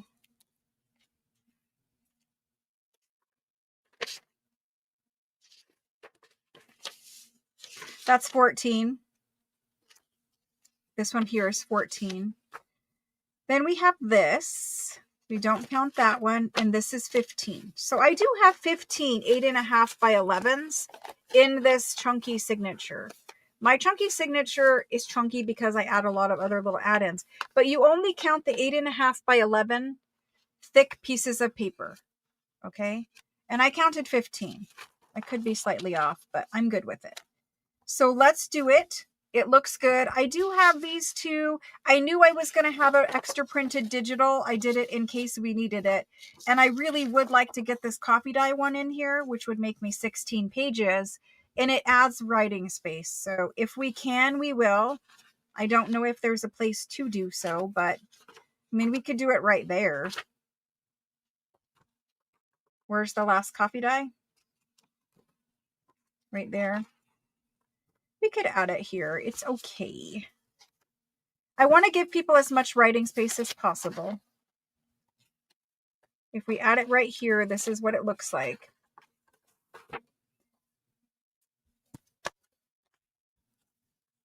That goes over it. We flip, we're there. I think it's okay. We're going to leave it. So that's my signature. The next thing I do is worry about what's sticking out. This one we're going to set to the side. I might use it in another journal I make, or I might use it to make ephemera. Or I could do it as like a little flip out or something else later. But right now, this is my journal. And you can see we have a problem over here. We have a problem. We need to do some fold-ins, right? And also the botanical page I know is going to stick out. So you might have to trim some of the edges of your pages because my signature is very thick. You might have to trim some edges if it pushes your pages out to the right too far. Normally I do have to do a little trimming. It's not a problem. You don't really lose anything. But let's do some fold-ins on these ones. That's the next step. And so if I have to fold in, I remove the page that needs folded.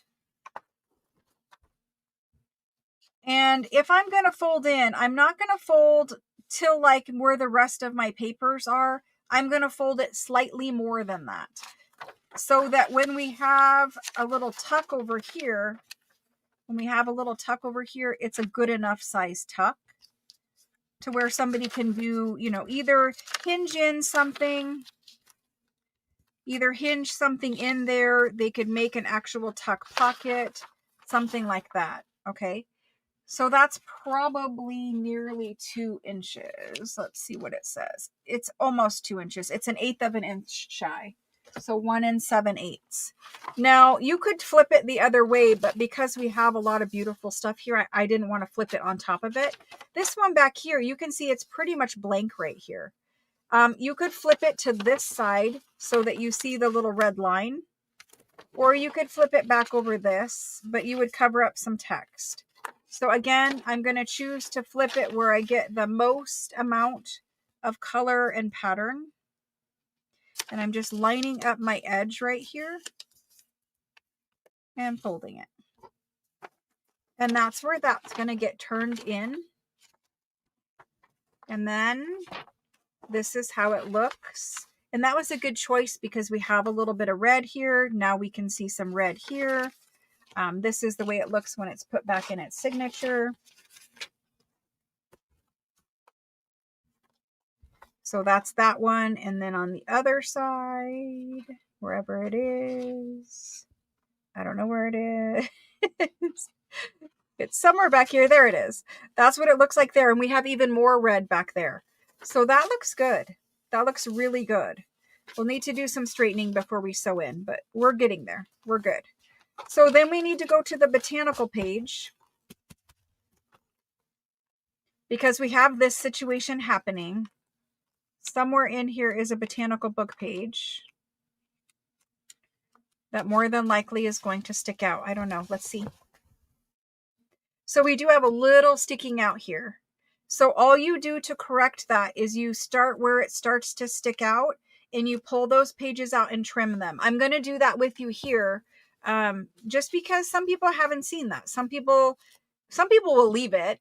So there's different ways of dealing with this. If it sticks out of your cover, what's going to happen is it's going to get bumped up. It's going to start to get broken and it's going to start to chip off and tear off. Some people will not cut this off, and some people will add lace. Adding lace by gluing lace, like this is sticking out pretty far right there. Hopefully you guys can see that. Some people will add lace and they'll just take lace and glue down the lace to the edge. That is okay. That is one way of dealing with this. The lace and glue strengthens it. It's not my preferred method because it still is going to get bumped up, but it's one way of dealing with pages that just slightly stick out. My preferred way is to cut them. So I'm actually going to pull out the pages that we need to trim. I'm going to start with the ones that we need to trim in the front of the journal. So I'm going to look right here and I can see pretty much from here out, we need to trim. And all I'm going to do is open that signature up, pull out everything from the middle on, and I'm going to grab my paper trimmer. And you can't trim them all at once usually. Sometimes you can. But I'm going to trim them in little sections because I want a nice clean cut. So let me grab my paper trimmer and we'll do that. And then I will answer your question, Paula.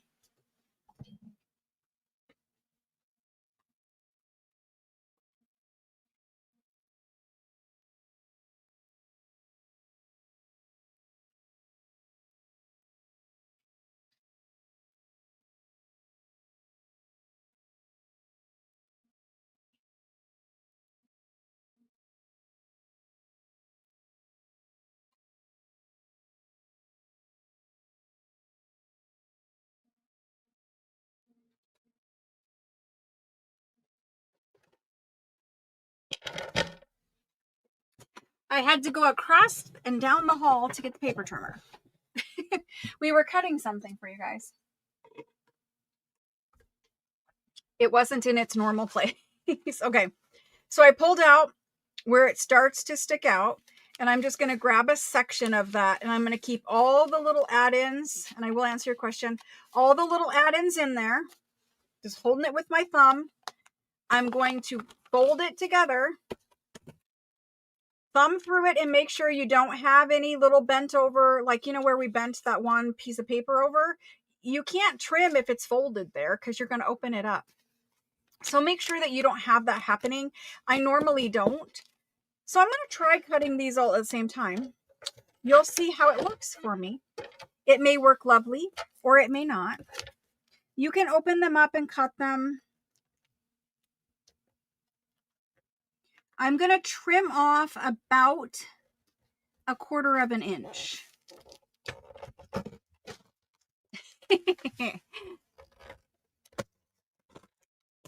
If you get too much paper, this trimmer will not work. Unlike my other one, it wants to cut into the plastic. It wants to cut into the plastic base. It's just, it doesn't stay in its track nearly enough for me to say it's my favorite. So I'm going to trim about 1/4 of an inch. I just have to hand trim the rest. I like the Caterpillar cutter much better. It stays in its track and it doesn't cut into the plastic. Like, it has a little metal guide here, but it still will cut into it. So anyway, I've trimmed off the rest of that. I'm going to try to make it a little straighter. It's perfectly fine. We trimmed off that, and then we're going to stick that back in our signature right there, keeping it all together. Keeping it all together. Then open up to the center of that one where you've got it folded. And then we're going to trim off the rest of this. This is the rest that I pulled out. And we're just trimming off the edges of it. I am going to make this cutter do it, but yeah, we're going to make it do it. And I'm trimming off again about 1/4 of an inch. There we go. It did it that time. Okay, let me put this signature back together, and then I'm going to answer your question.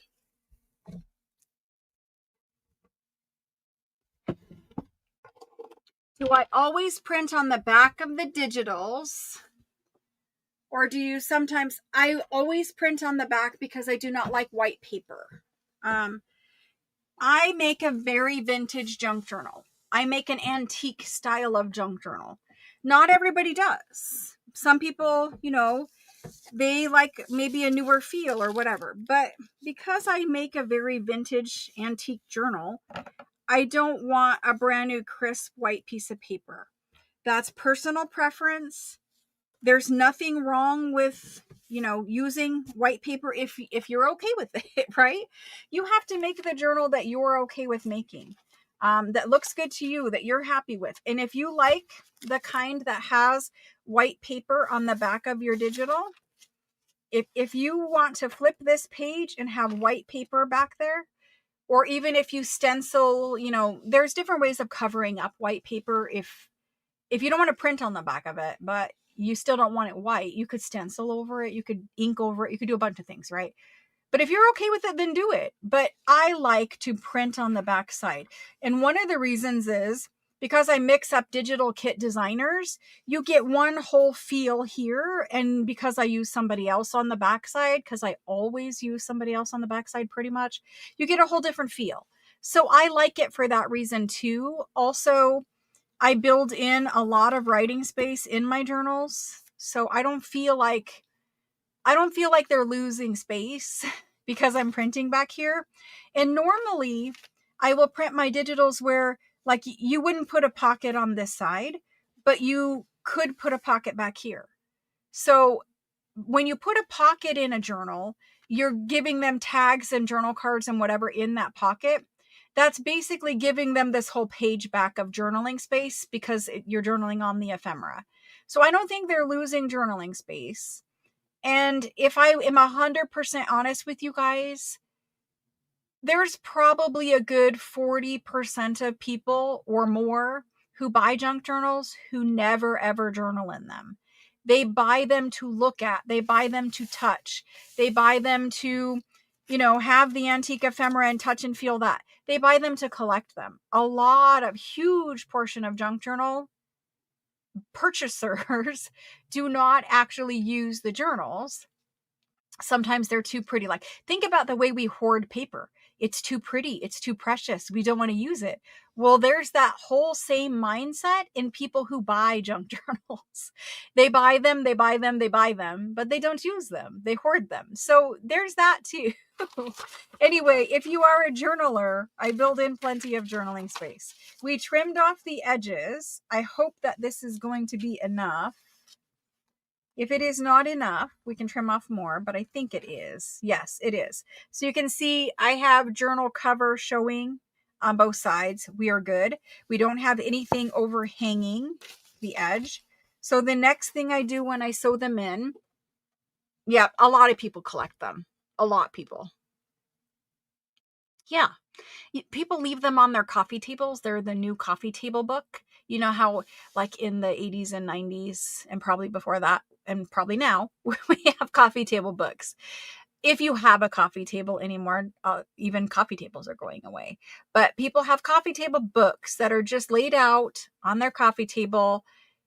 And if you're sitting there and you're waiting for, like, maybe you have like friends that you're going to dinner with and they come over and, you just need a few more minutes to, like, go check on the kids or, go see the babysitter before you leave or whatever. They're waiting there in your living room for a few minutes. Maybe you go in the other room and you make coffee and they're sitting there and they're, like, staring at each other awkwardly. And if you have a coffee table book, a lot of times people will pick up a coffee table book and just start thumbing through it and looking at it, right? And a lot of people are now laying out a junk journal as a coffee table book, and people pick it up and they touch it and they look at it. And usually they're like, oh my gosh, this is amazing. What is this? So there's that. And yes, people do lay them out and display their junk journals according to season, if they have junk journals that are seasonal. So now the next step, well, there's two steps really. If you are putting pockets in here, before you sew in your signature is a good time to do that because you don't have the signature in the way. So if you want to do your pockets before you put your signature in, go ahead and do them. I'm not positive that I'm putting pockets here. I'm definitely not putting one here, but I could put one here if I chose to. I'm not sure I'm going to, so I'm just going to move on with assuming I'm not putting pockets in at this point. The next thing is to look at your journal signature and make sure that your pages are aligned where you want them aligned. So for me, I could move this one up just a little bit to stagger that more. So I'm kind of happy with that. I'm going to turn the lighting down again. I seriously just fight with it the whole show, but I'm going to fight with everything this whole show. Okay, so these two are good.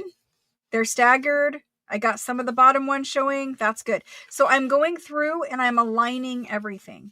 I'm making sure everything is where I want it. It's centered. It's aligned. Because this is the last step before I'm going to sew this guy in. So really, if it's crooked now, it's going to be crooked when you sew it in. So make sure it's not crooked. Make sure it is where you want it. Make sure it is folded correctly. Honestly, this guy's lining up, the bag is lining up really close to the edge of this. If I refold it, it might be visible, but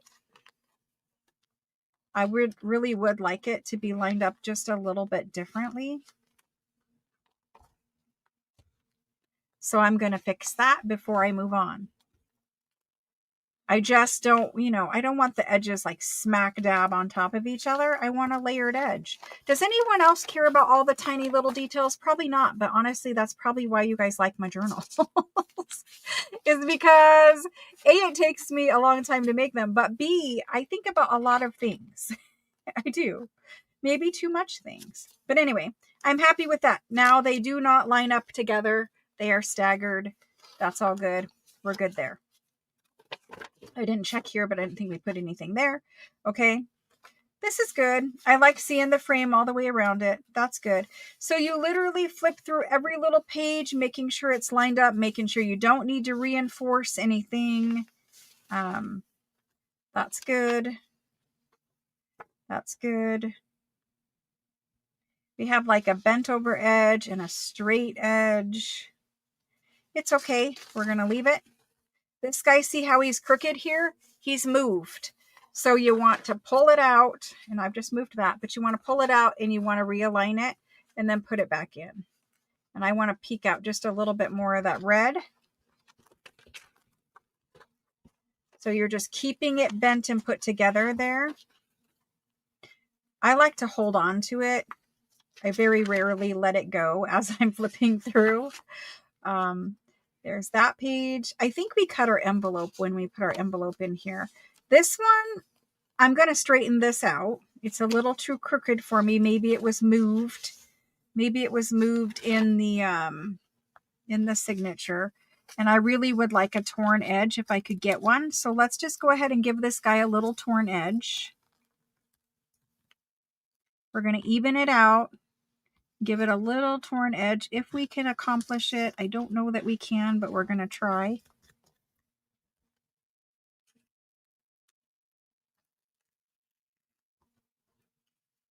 Does anyone else care about the little tiny details? Not really. My brain just can't, it can't make a journal. It needs to be torn the other way. It can't make a journal without thinking of all the little things. I think for me, that's part of the fun of journal making, is thinking of all the little tiny things.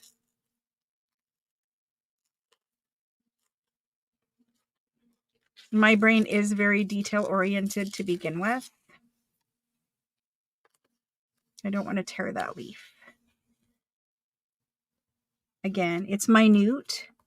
You could pull it out and cut it, but because it's botanical, I think a rough torn edge would be better. And I'm fighting with it, but I'm going to get it done. And I did. And I'll probably do the same thing on the back half. But that's that.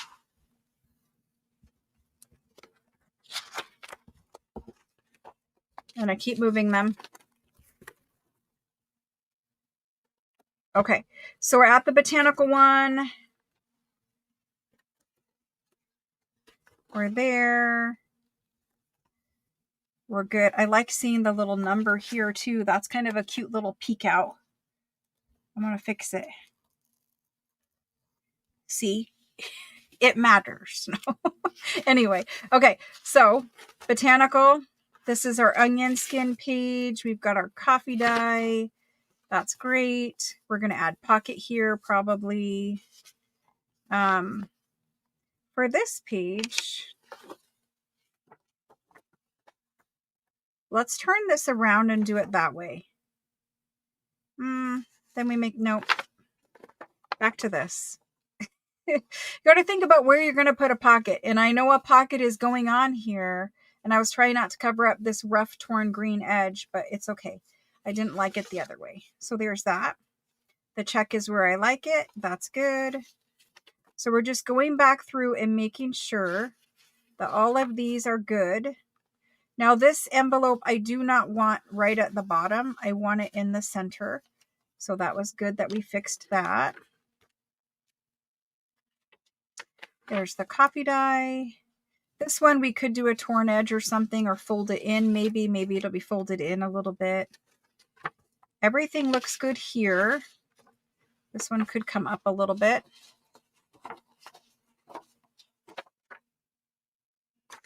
There's that.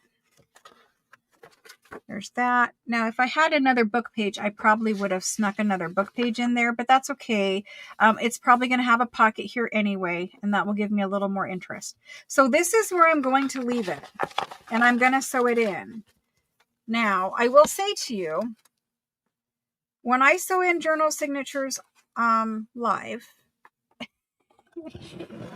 sometimes it works for me and sometimes it doesn't. And I'm doing it 18 or 20 inches away from my face.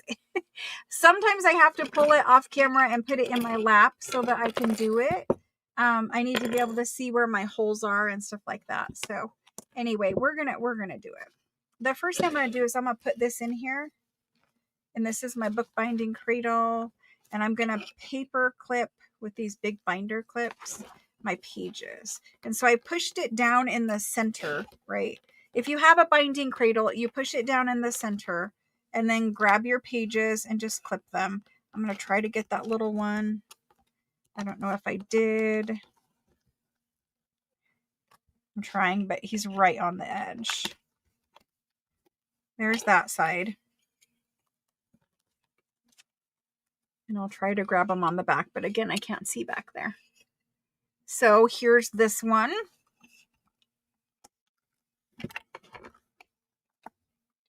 There's that. Now I can take it back out and I can check one more time and make sure everything is lined up. Nothing looks crooked. We're good to go. So there's that. Now I am going to hook that into my cover here in just a second. So I'm going to take my cover. I'm going to lay my cover here. We're going to do 3 times. We're going to paper clip that to that cover here in a second. We're going to do 3 times, and I'm using waxed linen thread. And I like to do 3 plus about 1/4, 1/4, 1/2, I don't know, whatever, more. And that's because I like long strings to put beads and charms on. So really for me, it's nearly 3.5 times the length. Oh my gosh. 3.5 times the height of your cover on your string. That's a good amount. You could go 4 if you were really worried about having long enough strings to put beads and all that kind of stuff on. Let's move these, pull that. So the next thing I'm going to do is I'm going to get out my needle and I'm going to choose the smallest one I have in here, which is not very small, but I want the smallest needle because it's easier to go through the holes. All right, so let's go ahead and put our thread in. Hopefully I don't have my high powered glasses on. I have my regular powered glasses on. So we'll see if we can do it. There we go. And so I thread the needle. You're not going to tie a knot or anything else. Most of you guys know that, but for new people, don't tie a knot at the end. So there's that. My string, my needle is ready. Now I'm going to take this guy and I'm going to put him in here. Make sure that you have, like we have a directional pattern on the inside. Make sure that your signature is the right way and that you're not going to bind it upside down. That's going to be okay. That's going to be all right. I was worried that it was going to be too chunky and I wasn't going to be able to bind it with it pinned together, but it is going to be okay to be pinned together. So let's go ahead and pin it. I was thinking it was going to be too chunky, but it's going to work. Yes. So when you put your signature in, specifically in the covers that I make out of watercolor paper, you have some space in them. Make sure that you line up your journal. Now I'll try to show you on camera before I do it. Make sure that you line up your journal where you have the same distance showing at the top as the bottom.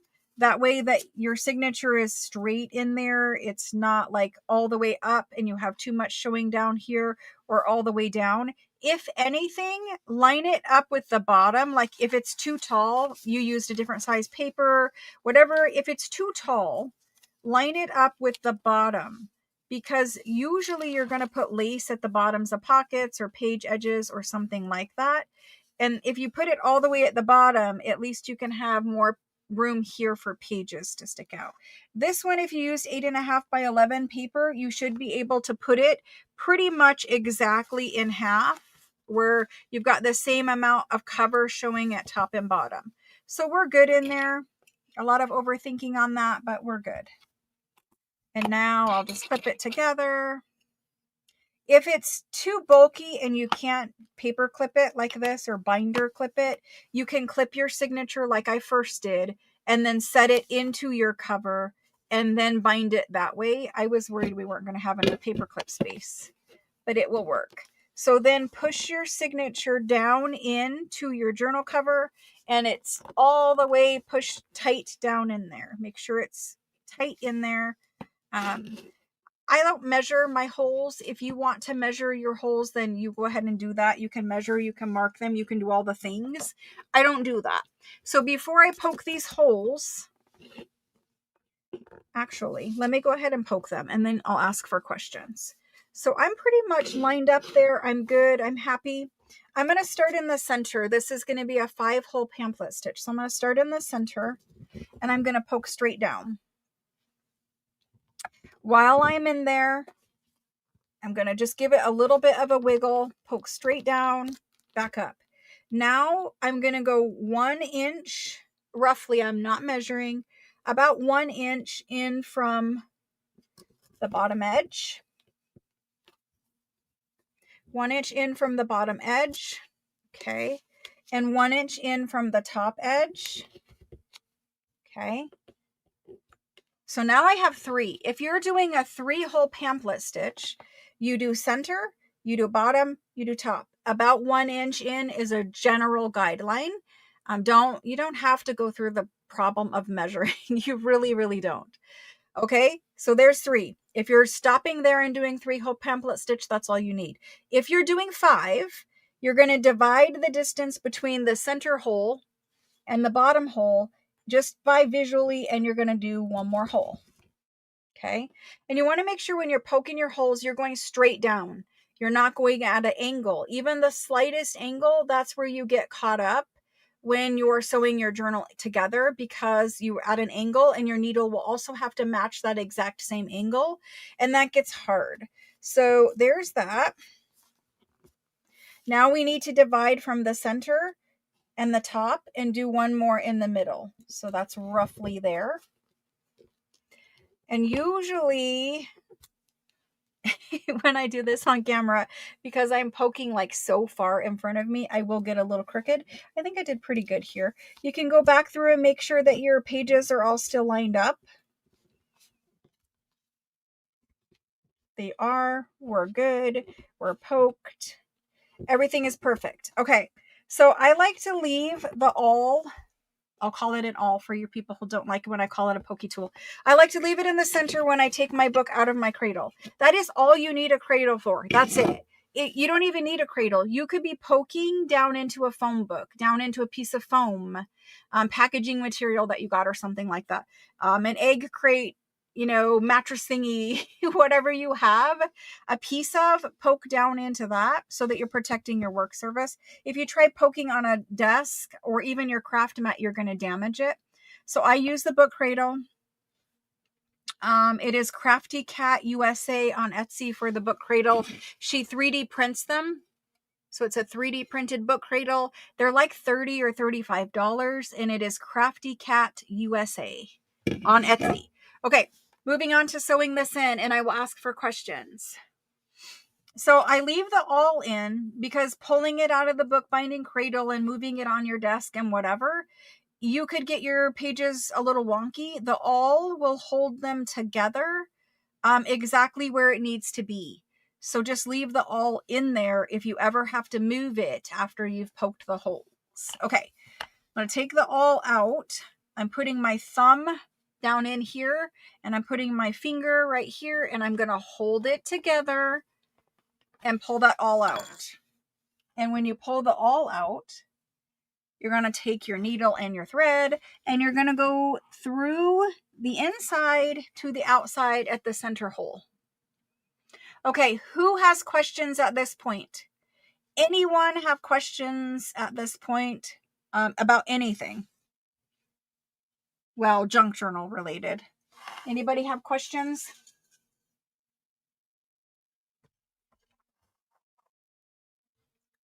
Anyone with questions? So I've gone from the inside to the outside in the center hole. I'm going to go through there, and then I'm going to come up and I'm going to go into the next hole. And if I can see it, I'm going to go into the next hole, hopefully. I told you I don't have high-powered glasses on. Working on it. Working on it.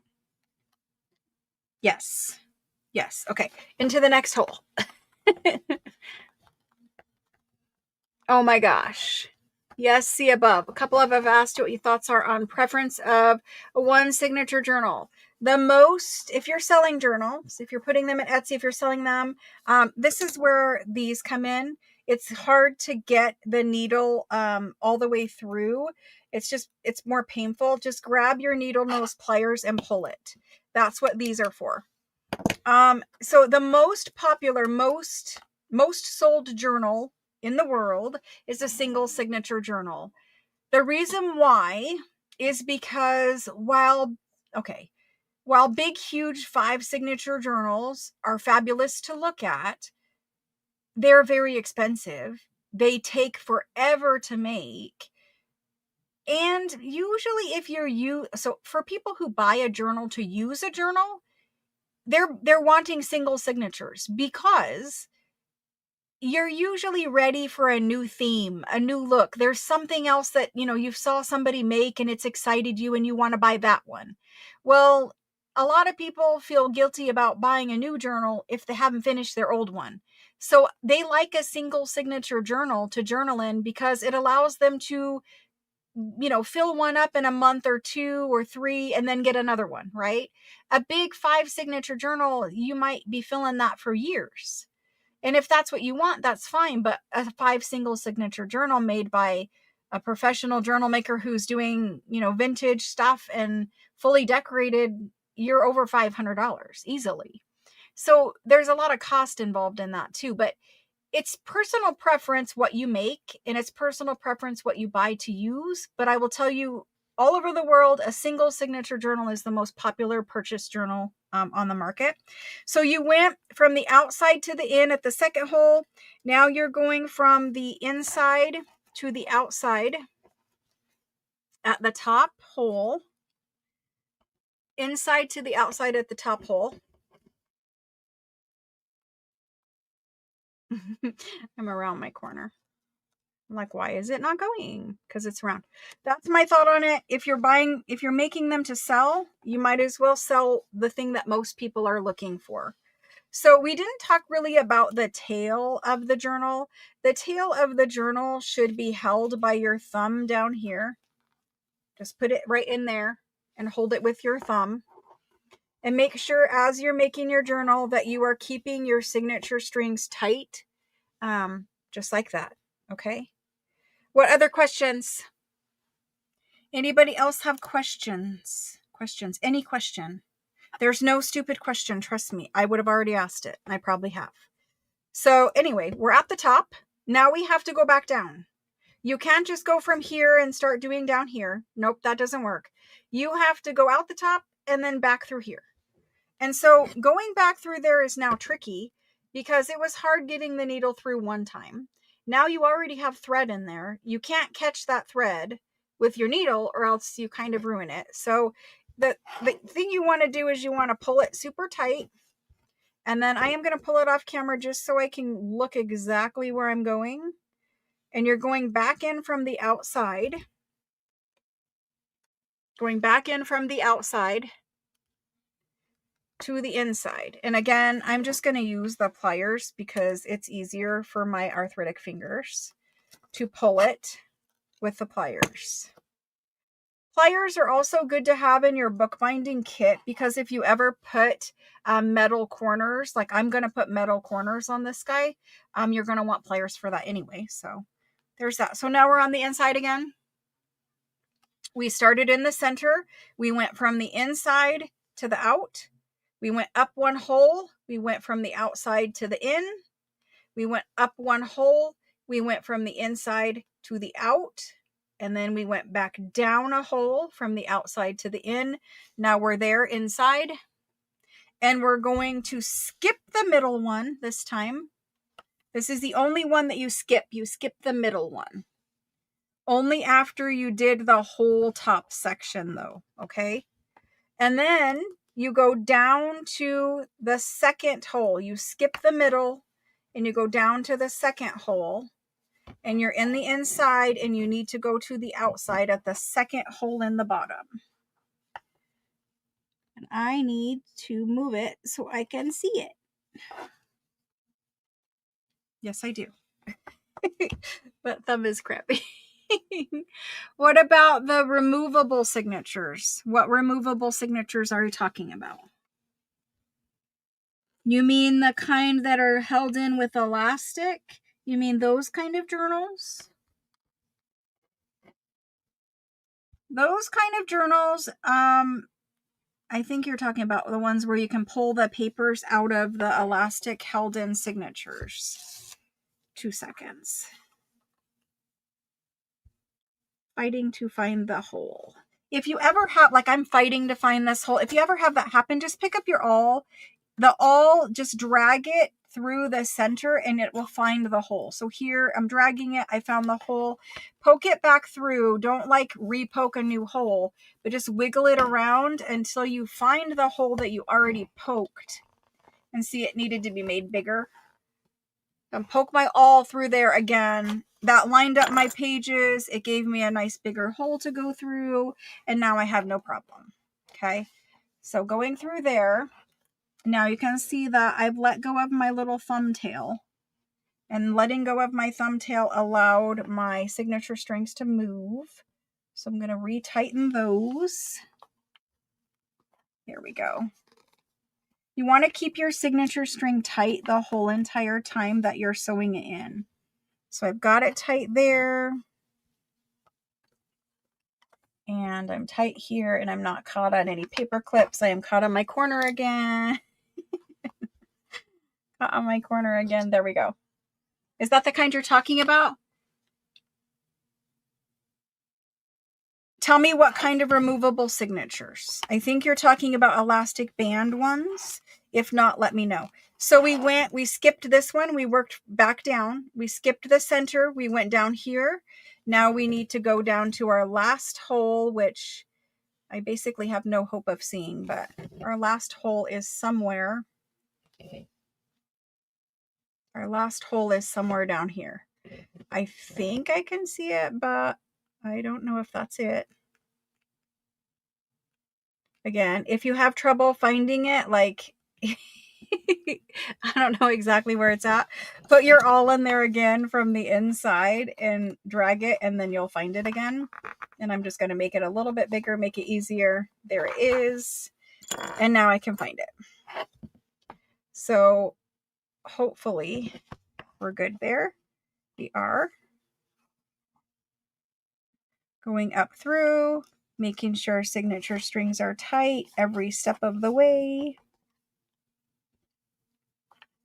I've lost my little thumbtail. Okay. Now, the next one that you're going to do is you've got to go back through, right? So you're here. You just went in this one and you're in the inside. You got to go back through this guy and then up here. So we're going to go back through him.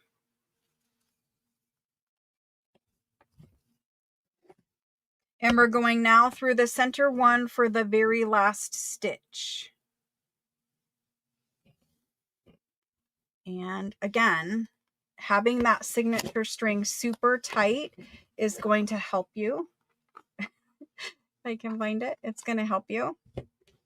And also when you go in through this one, if you try to go at just a slight angle, if it will let you, just a slight angle, that helps you avoid that little string that's right there, because you don't want to poke through that string. This is the most finicky one for me. Let's go out and back in. Again, you could use the awl there to help you. I'm trying to do it where you guys can see it, but honestly, it's just easier in my lap. Wants to go sideways. I'm just going to find the hole, center it, push the awl through. There we go. The awl, it just really helps align everything again.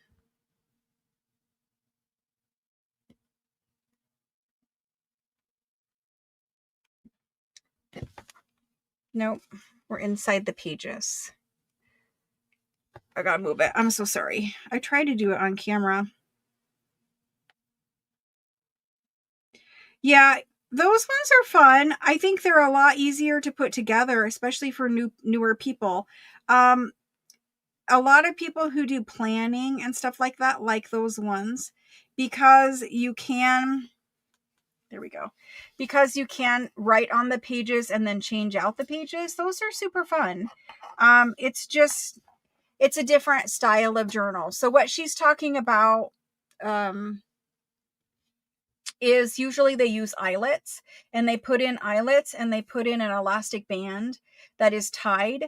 And then on the inside, you have just an elastic, like hairband kind of string.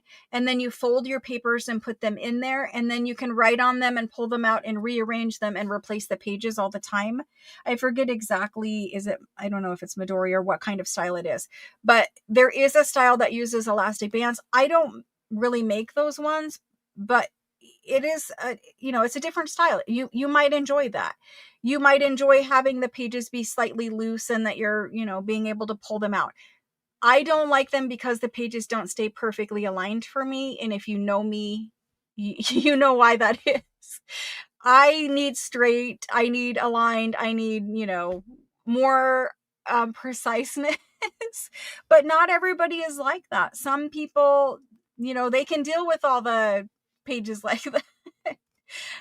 You have to do you, right? And so that's a perfectly fine style to do if you want to do it. Okay, so I'm all the way through. I've sewn in my signature. I have 2 strings coming out of the center, which is what you should have at this point. You should have a center string here, and you should have 1 string on one side of it and 1 string on the other side. If both of your strings are on the same side, then you're going to want to put the string to the other side right there, right? You want it like this, where you have a center string and a string coming out from either side of it. Now, this little thing here got really, really short on me. It is just barely long enough for me to do my bead dangles. I could go back through and make some adjustments, and I'm going to see if I can. We don't really need it. It's sewn in. So once it's sewn in, you don't need these guys on anymore.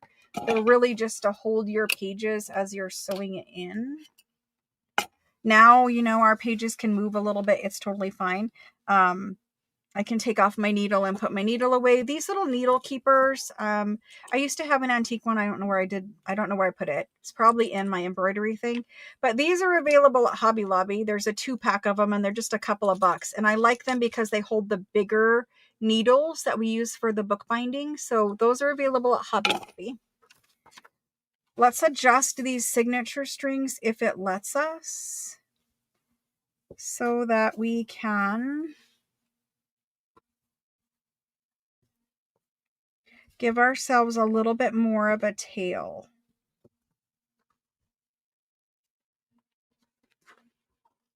Let's see if it's going to let me.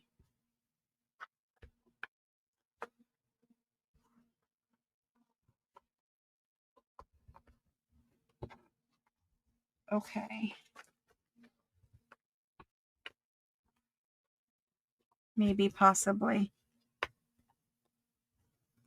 There we go. And the reason why I'm doing that is because I'm trying to get my signature string ever so slightly longer at the bottom.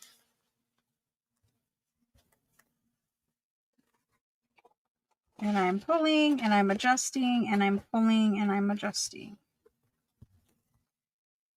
And at the overall, I've gained about a centimeter. I've gained about a centimeter. All right. So anyway, the goal is you have a long signature string down there that you can put beads on. I want to put beads and charms on mine. It's really caught up on something. I don't know what, but we're going to keep playing with it.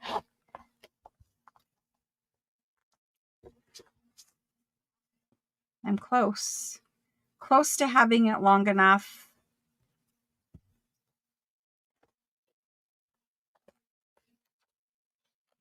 I think what happened is I must have went through the string right there. because now it's not wanting to do it. But anyway, you want to have your signature strings long enough so that you can put charms and beads on them. You might have to fight with it like I'm doing to make one string longer if you didn't start out long enough. It's this one right here. And why is it being so mean to me?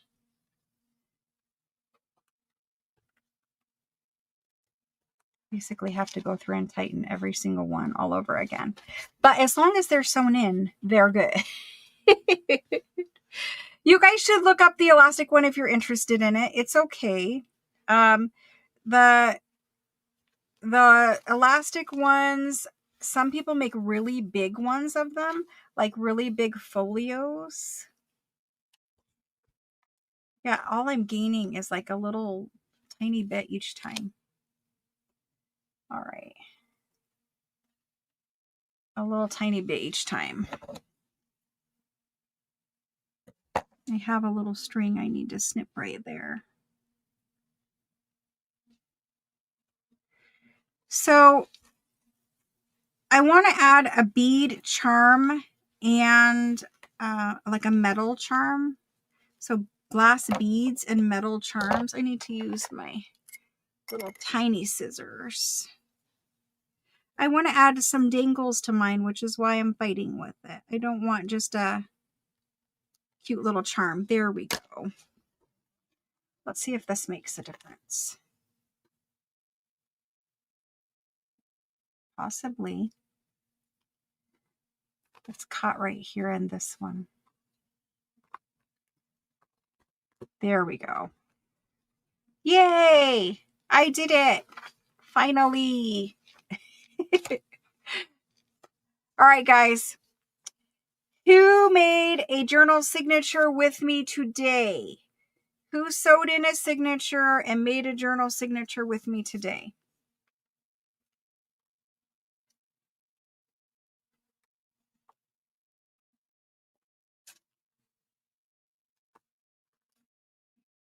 Anybody out there visit one of the shops that I recommended? Get the digitals. Do all of that with me today. And I do apologize. It took me so long to find the digital that I wanted to use. It's really hard now in Etsy. Etsy is so, they have so many AI things in there that it's really hard to find a vintage one sometimes. Sometimes it takes a good, I don't know, day and a half of searching Etsy to just find what you're looking for now as far as digitals go. We used to just, look on there and type in like vintage, junk journal, whatever, and it would show you what you were looking for. Now it seems like it's just really flooded with a lot of AI things. And don't get me wrong, like, some AI things are nice, but as a general rule, I think the AI thing is getting really, really flooded. I think it's making Etsy, I cannot get these fixed again. I think the whole Etsy allowing AI to just be intermingled with all of the other digitals is making it really hard to find what I'm looking for. And since I pretty much only buy the vintage ones, it's really hard for me.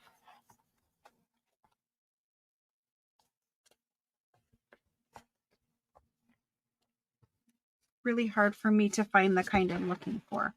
And I'm struggling with that. I've got them tight now, but I still don't have a long enough. I mean, I have a long tail, but it's not as long as I would like it to be to put stuff on. I'm going to fight with that more. But anyway, here is where we are going to put our lace. We can talk about that too. Some of you guys have already decorated your cover. If you like to do that, all more power to you. But this lace is going to be glued on over those signature strings. I just used my regular, like a creamy white waxed linen to put the signature strings in. But I'm going to cover it with lace right there. It locks in those signature strings and helps hold them. And I like the way the lace looks. I cannot get this lined up, but I like the way the lace looks when it's peeked over the top like this.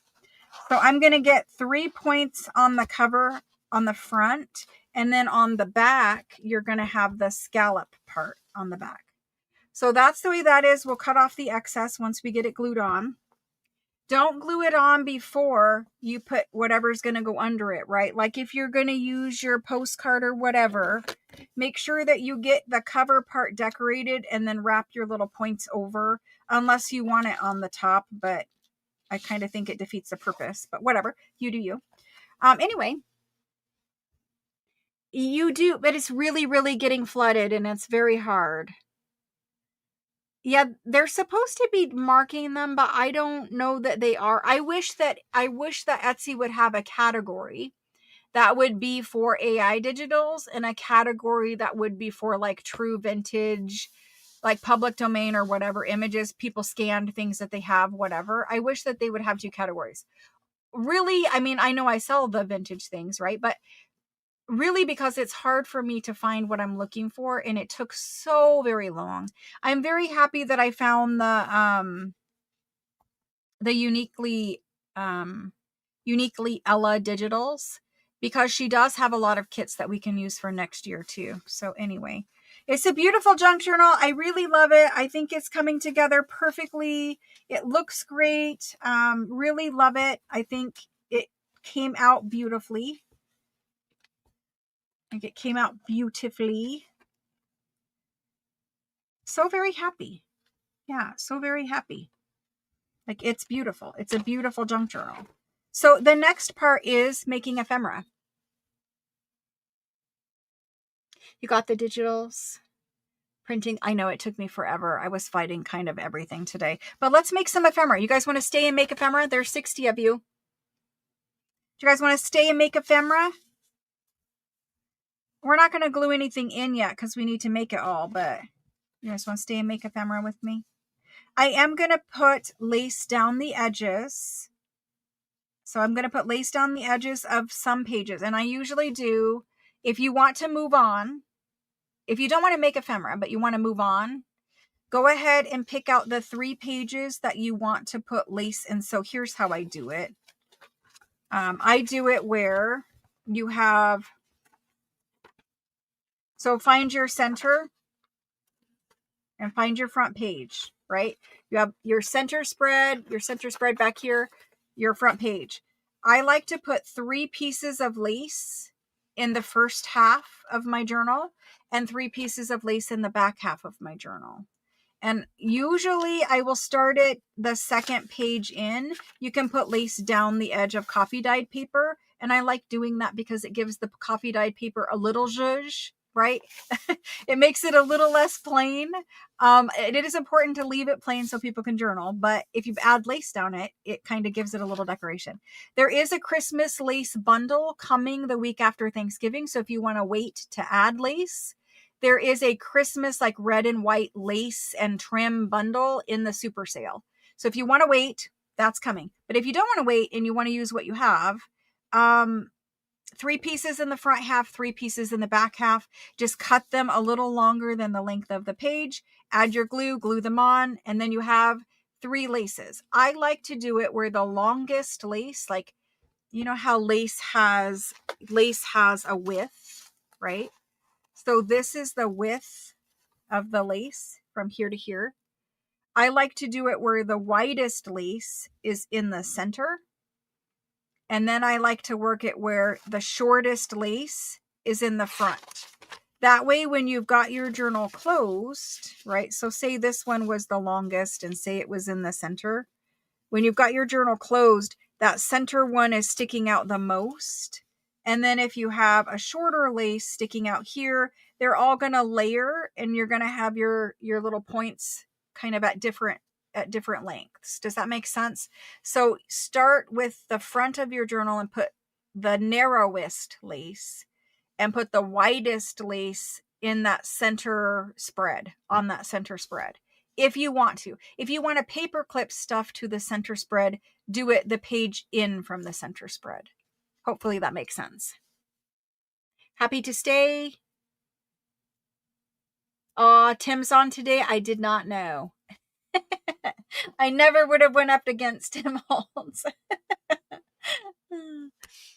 Digital's in your cart. Lovely. Lovely. Yeah, I know it has a really long life, but I was wondering if you guys wanted to stay and make some ephemera, and it looks like a lot of you do. So we will stay and we will make some ephemera. Somebody said, oh yes. Yeah, it took me a long time to get things printed, which is why we've just sewn it in and it's 3 hours in. But anyway, let's go ahead and make some ephemera with whatever we have here. Let me clean up my mess. Let me clean up my mess. So I like to keep it all in the little tray there. I don't know how I usually put this guy in here, but if it stays in this little tray, then I always have it and I can just pick it up quick and go. Something like that. All right. So let's work on this guy. If you need a kit, and I didn't offer this, and I should have because I'm terrible at doing my job, but if you need a kit, a junk journal kit, we have those still available. If you want to work on and make the exact journal from the exact supplies that I'm using, there were physical junk journal kits, meaning all of this stuff available to purchase. We still have kits available. If you want a kit, then just send me a text message. I'll give you my phone number, or it is in the description box too. If you know where the description box is. I don't know why YouTube doesn't make it easier for people to find the description box. They hide it in all different kinds of places. But anyway, my phone number, if you would like to purchase a kit, if you did not purchase a kit yet and you want one, the phone number is 833 is the area code. I'll give you a minute to get your cell phone out, but you got to send a text message with your name and your address, and you just need to tell me, hey, I would like to purchase a junk journal kit. The kit has all of the supplies in it to make the journal. It's $65, has a lot of pieces in it, and the fabrics and laces and things to make the cover, like everything from start to finish. The cover is made from scratch, and all of that stuff is in there for you too. So it's 65, and if you want it, it's area code 833-795-6137. Okay, so I just was holding these in my hand, and I'm like, look, we could just put him on there, and we could put some gold lace across the bottom, and we could have ourselves a super cute little pocket for a journal page. Like, it just comes together really quickly and easily sometimes. That would be really nice. Just a little gold lace across the bottom. I'm really thinking of doing this right this moment. And then this would just go on a page as a pocket, and we can make the big tag to go in it. But anyway, as I'm holding it, that looks cute. You get all of this stuff in the little journal kit too. And these are just quick little things to play with. But all of that. There's a vintage Christmas postcard. Let's do, you could even put like your Christmas tree tag here and decorate it. It doesn't have to just be a tag. You could use it as a decoration. Let's work on this guy. So let's make the little time card into a piece of ephemera. This is a quicker and easier project, she says, but she has no space on her desk.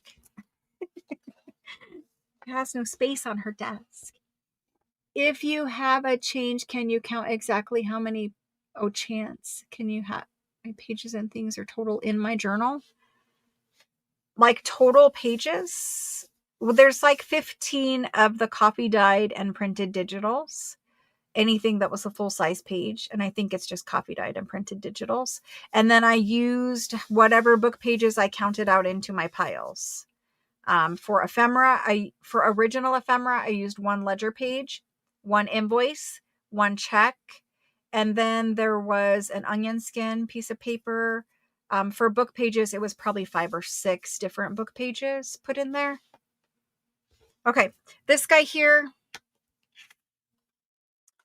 I'm going to use the green side face forward, right? And then I'm going to fold up the bottom part into a pocket. And I'm just folding a random amount. I'll measure for you, but just fold it up for whatever you want the pocket depth to be. This is a thick piece of manila. It's basically like a thick file folder. So I did want to bone fold it. I think it's still a little too bright in here. I keep turning it down and down and down, but okay. So I'm going to fold this guy up and I'm going to make him a pocket. I don't have a thumb notcher in here, and I don't really think we need a thumb notch because it's not really a deep pocket. Usually the thumb notch is for a pretty deep pocket to help you grab something out of. For this one, you're just going to grab the top of the tag and pull it out. So I don't think we have to do a thumb notch. What I do want to do is glue this and ink this, and we'll decorate it. But let's get it glued first. So I give you all these little ephemera bases, and they're really to help us make this Christmas journal faster.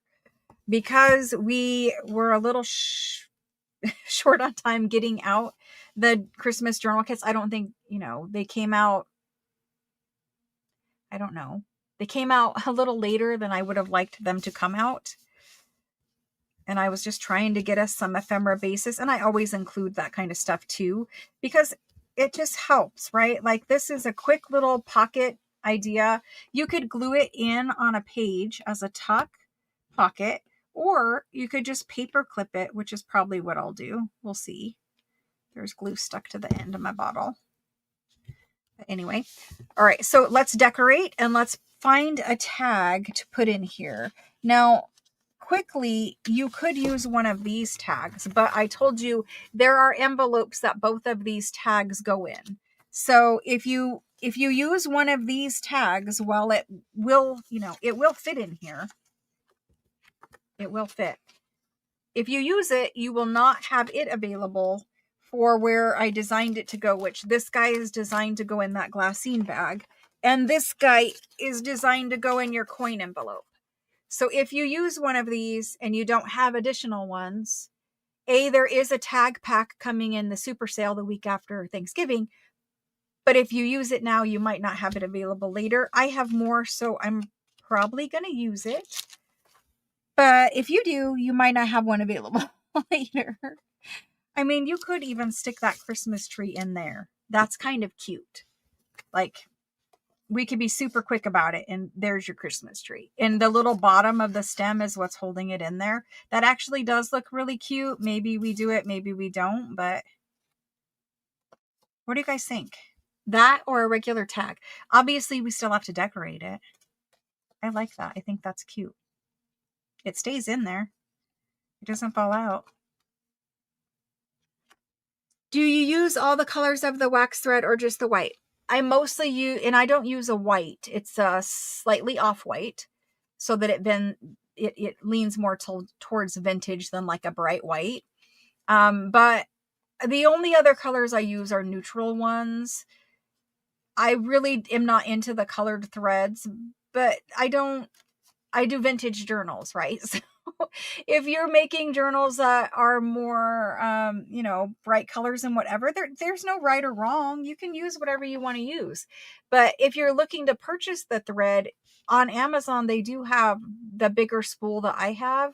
And it's going to last you a really long time. And it's like $8 or $9 or something like that for that spool. I've linked it before. I don't know exactly, but use whatever you want. If you want to buy the multi-pack of a bunch of different colors, go for it. If you are making mostly vintage journals, then I just stuck with black and the off-white color for big spools. That's really what I use. Anyway, yeah, looking on Amazon. If you go to my link, you should be able to see my favorite things that I've linked for you guys. It probably is in there. But sometimes it comes down to a cost thing too. If you can only buy one thing of waxed thread, then get one that's going to work for all kinds of journals, which is usually a neutral color. Okay.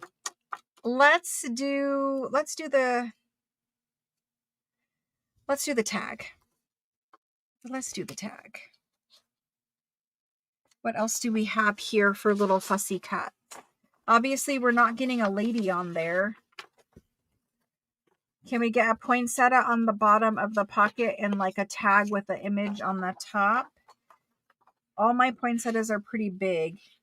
You might have to go to Tim Holtz, or you can scan and print that out smaller. Let's go to Tim Holtz ephemera, which I have a couple packs in here. Let's go to Tim Holtz ephemera.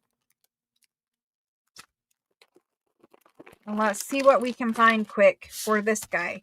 This should be very, very quick and easy if you have Tim Holtz ephemera. It surely does help. That's going to be too big. A little label will be cute once we find what we're going to use. So let's set those to the side. You could even tuck like Tim Holtz ephemera in there. That is super easy and super cute. We'll use that guy somewhere eventually. Even like just a little Merry Christmas or a Joyous Christmas, whatever. I don't know. His stuff is so darn cute. What is he doing right now, Shauna? Share with us. What is Tim doing? What are we all missing out on? Even that guy. What if we use holiday or cheer? I never really use those. I have a hard time. I'm looking for a little greenery. Did I already use them all out of this pack? I maybe did. This guy is cute. It's good color for us. So is this guy. Oh wait, here's a little holly. The perfect little holly for down there. Okay, we did it. What else do we want with a holly?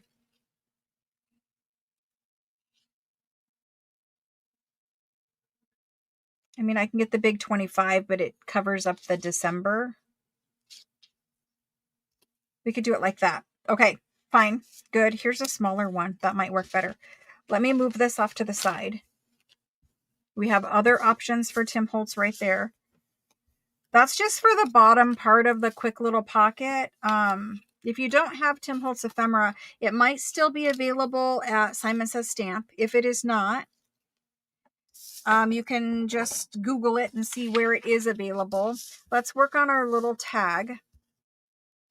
So we need to pick an image that's going to fit here. I think this Santa right here in the middle is going to fit. Let's choose that. That little girl's head would have almost fit on that pocket. So if you buy the kit, or if you bought the kit, you have this page of fussy cuts in your kit. You have that page of fussy cuts in your kit.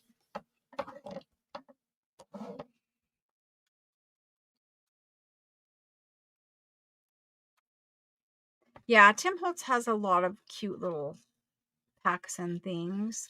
But, you know, the fussy cuts that I gave you are a little more Victorian vintage, whatever. That's the style that I like. But he has a lot of cute ephemera bits that go with that too. And I like to mix the two. He has the labels and all kinds of little bits and bobs that take a long time to assemble. And he has a really great eye for, you know, giving us things that we're going to use when we make labels and things like that. He knows like you're going to want them. And sometimes they're really hard to find in Christmas colors, right? Like we can find French labels.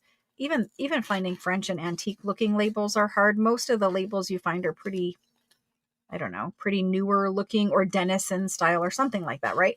And don't get me wrong, they're nice, but once you have those, you know, you can't use the same label on every single project. So Tim is great because he gives us a lot of the things he knows we're going to want, such as labels and little bits and bobs that finish off pieces. He also gives you focal points. And then he gives you a lot of pieces that are like ready made. Like you could just stick the journal little card in a pocket and be good. Or you could layer it up. And so he allows for flexibility in use too. Like I could pull out this journal card and say, this is done. Or you could layer that up on a bunch of other things and it could be the focal point. So I like that he lets you, you know, he gives you flexibility where you could use it any different way you want. All right, so we have a focal point for this, but we have no background. And I know you guys know where I'm going for background. I know you know. For background, I'm going to Florentine paper. Although you could use napkin. In the kit, I gave you 4 different large size napkins to use. I have a little bit of scraps of Florentine paper here, which I am trying so hard to pull out of this pile. So I have scraps of Florentine paper. If you need Florentine paper, it is still available. Yeah, I see doily. Doily, yes, we probably will get to doily at some point. But before we do doily, we need color and pattern in the background. Doily is for separating background and focal point. But we have to get some pattern and some color back there. And because he's wearing red, I want to go with a green color in the background. So I have a torn piece here of this. Can't really get that back there. And I don't want more red. So let's go ahead and do... I even thought about putting this, because I have a strip of it, across the bottom of that pocket. But I think I like the red back there. We'll see. Anyway, let's go ahead and put some of this in the back of this tag. And I think I also want book page. So I need to find a little bit of book page. And I'm just going to grab whatever is the first thing that comes out of this pile. Because there's a lot of book page back here in this pile. Okay. This is what came out of this pile. A whole lot of book page. Let's find some book page that we like. This one will work. It's already torn. I like using old rag paper book page. You guys know that. So we're going to marry these two together on the background of this tag. And we're going to put that Santa and probably something else up there. We could have it like that, or we could have it like that. We're going to have it like that.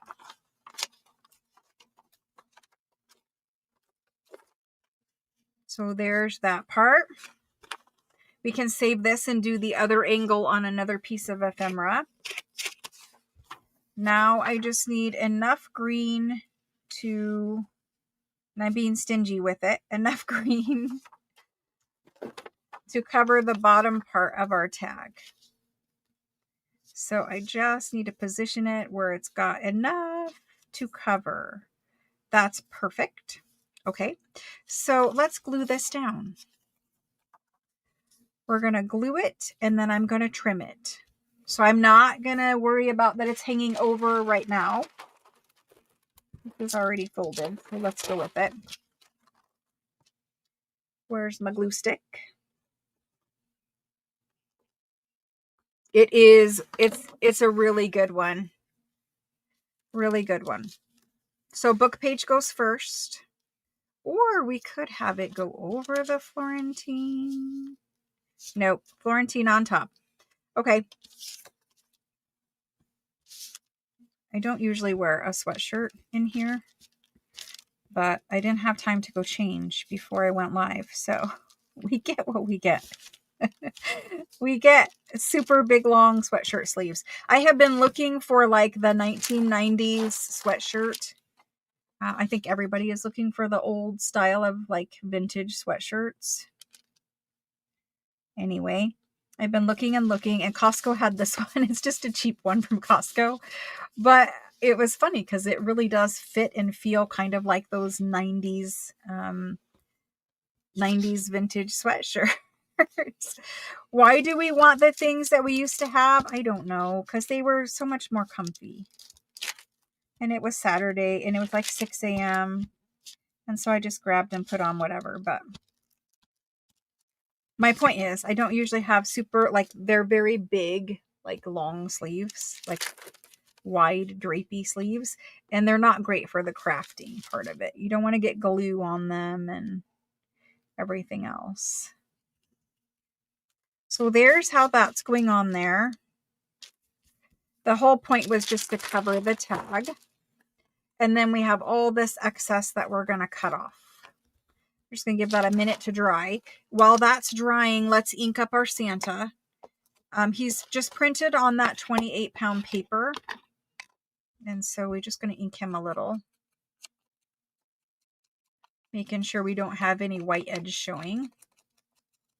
It also gives him a little definition when we go to glue him down. And if your printer is printing and your ink colors are not quite the shade that you want, you can take a little vintage photo oxide and go over it just slightly, and it will darken those colors. So if you want more of a darker red, you could use just a little bit of light vintage photo oxide, and it will deepen that shade for you. You're eager to get both your kit and your Florentine paper order. I know YouTube changed your user ID, so I don't recognize who that is. Everything that's paid has shipped, unless you are Shauna D. Shauna D is the only one who had some stuff left over from the last time, and it was because she's international and she opted to wait till her box was all the way full.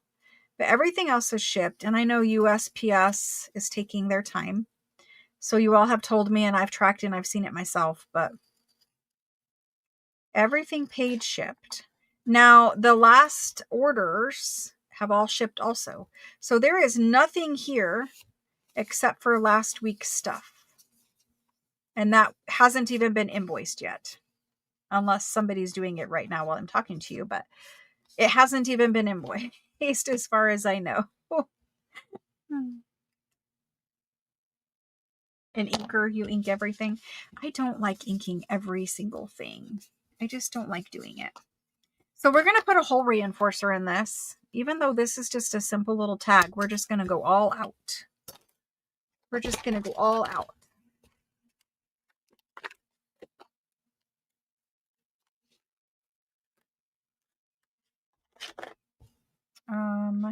Let's go ahead and darken this so that we can match that real vintage color.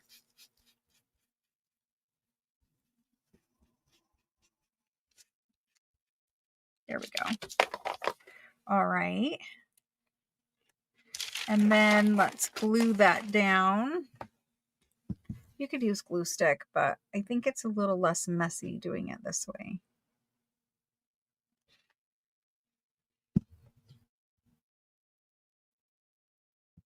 Yay! I know. Lots of boxes were getting delivered yesterday and today. Okie doke. So there's that. Okay, I think it's time for Santa. He does not need a doily this time, and it's because we have book page back here giving us a little separation. So he's not going to blend into anything. He's going to be just fine. We're just going to glue him and stick him on there. And then if you wanted to do like if you wanted to do a label or something else on this tag, you sure can. I don't know that we need it yet or not, but it's just a simple little pocket and a simple little tag, and it was fun to make. Now I'll have to do 3 of them, but you guys won't have to sit through the other 2. Mostly because I don't have the supplies in here to do them, but let's move him down. I like him down here. That might be a little too far down, but luckily the glue stick gives us some flexibility. So there's that one. I don't think he needs a label. I think he's fine just the way he is. The only thing I will do is ink him and the pocket, but we're going to finish that pocket. Let's go ahead and finish it, and then we'll ink them both at the same time. So he's going to go in there. What would we like to see? He's still a little wet, but what would we like to see when he's sticking in there? And you can pull him up or down as much as you want him to show. What would we like to see down there? I really like that. It's just covering the December. And if I put the smaller one on, I don't think it's the same effect, you know? And again, we don't see the December unless I move it up. That's too small. We can't have that. That's not enough for me. So we're going to use the big one. And we're going to ink the Tim Holtz stuff. The Tim Holtz stuff always needs inked because of the way that it's printed and laser cut on the cardstock. So ink your edges.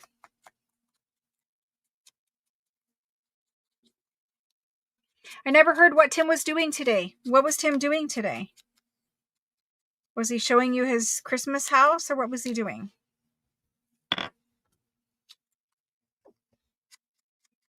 I don't have time this weekend to watch, so I'll have to miss another one. But yes, we're going to do this holly in the corner, and we're going to layer in that pocket, or that little number 25. Not a pocket, but a number 25. I think we want it all the way. Yes. Okay. I'm just going to use art glitter. Christmas cards? Awesome. I'm jealous of all the people that are doing lovely, lovely Christmas cards. The handmade ones.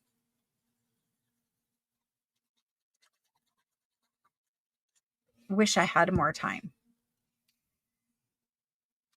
I'm going to have to cheat it slightly. I just guessed at where it went. So hopefully I really like it right there, because that's where it is with art glitter. Okay. Making things. He's still alive. Maybe, I don't know. I don't think I can get him. Maybe on my Christmas break I can catch up. Definitely won't have time. Tomorrow I'm filming 365 videos. We're still making new stuff for the super sale. We took my little grandson to get his photo with Santa. Got to fit this in here now. His photo with Santa yesterday. He was so cute. He did not cry, but he had a very unhappy, grumpy look on his face. When Mom handed him to Santa, he was like, no, thank you.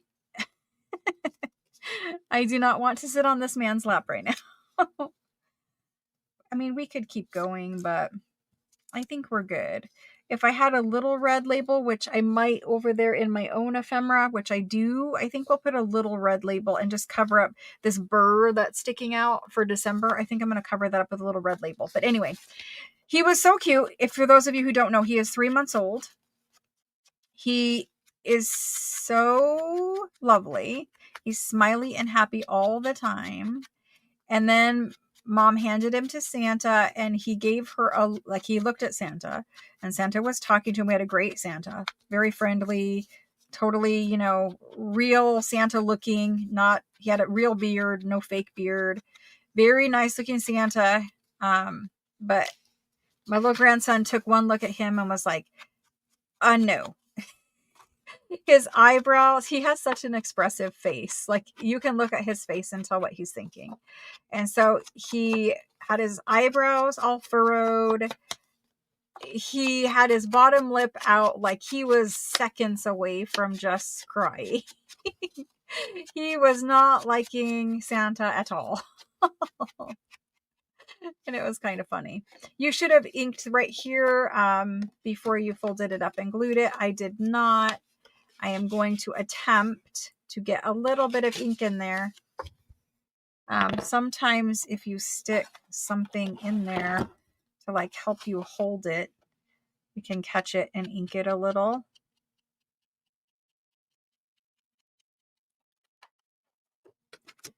A little bit. That way you don't ink what's behind it, Try. I got it. That's good.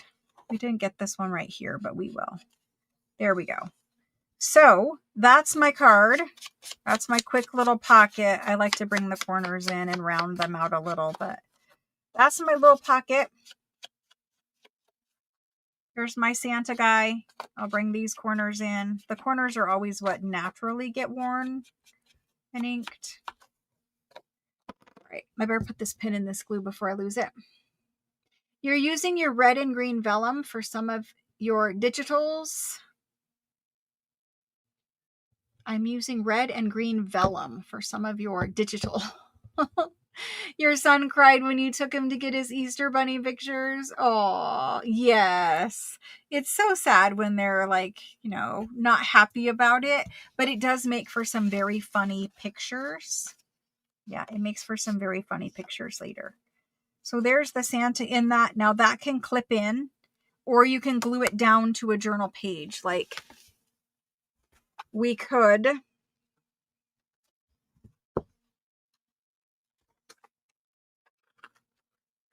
Need to find a page to put it on, but I mean, not that you would put it here, but you could glue it down on this side and glue it across the bottom, and it would be a tuck pocket back here.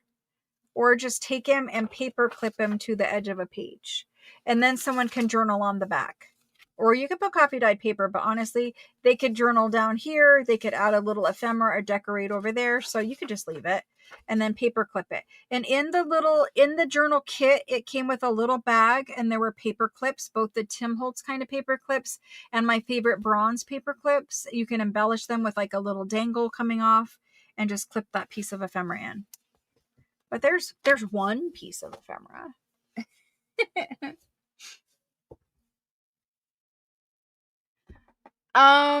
You guys are talking about vellum, and I'll just tell you there's packs of vellum printed French digitals coming during the super sale.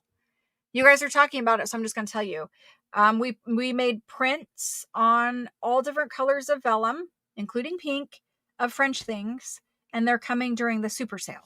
All of this is supposed to be secret, but you guys always get me to share with you. So there's that one. I'm going to take him out until he's fully dry, but what else should we make? What other little ephemera things are in the kit that we could make quick?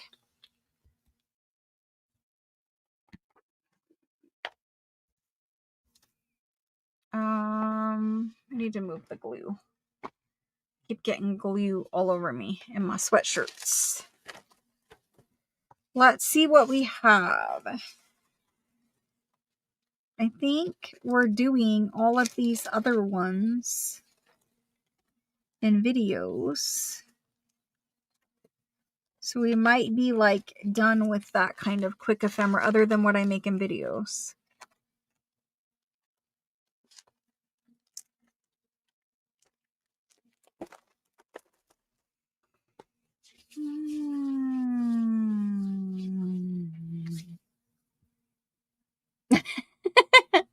You're horrible at giving secrets. I think we're going to wrap it up.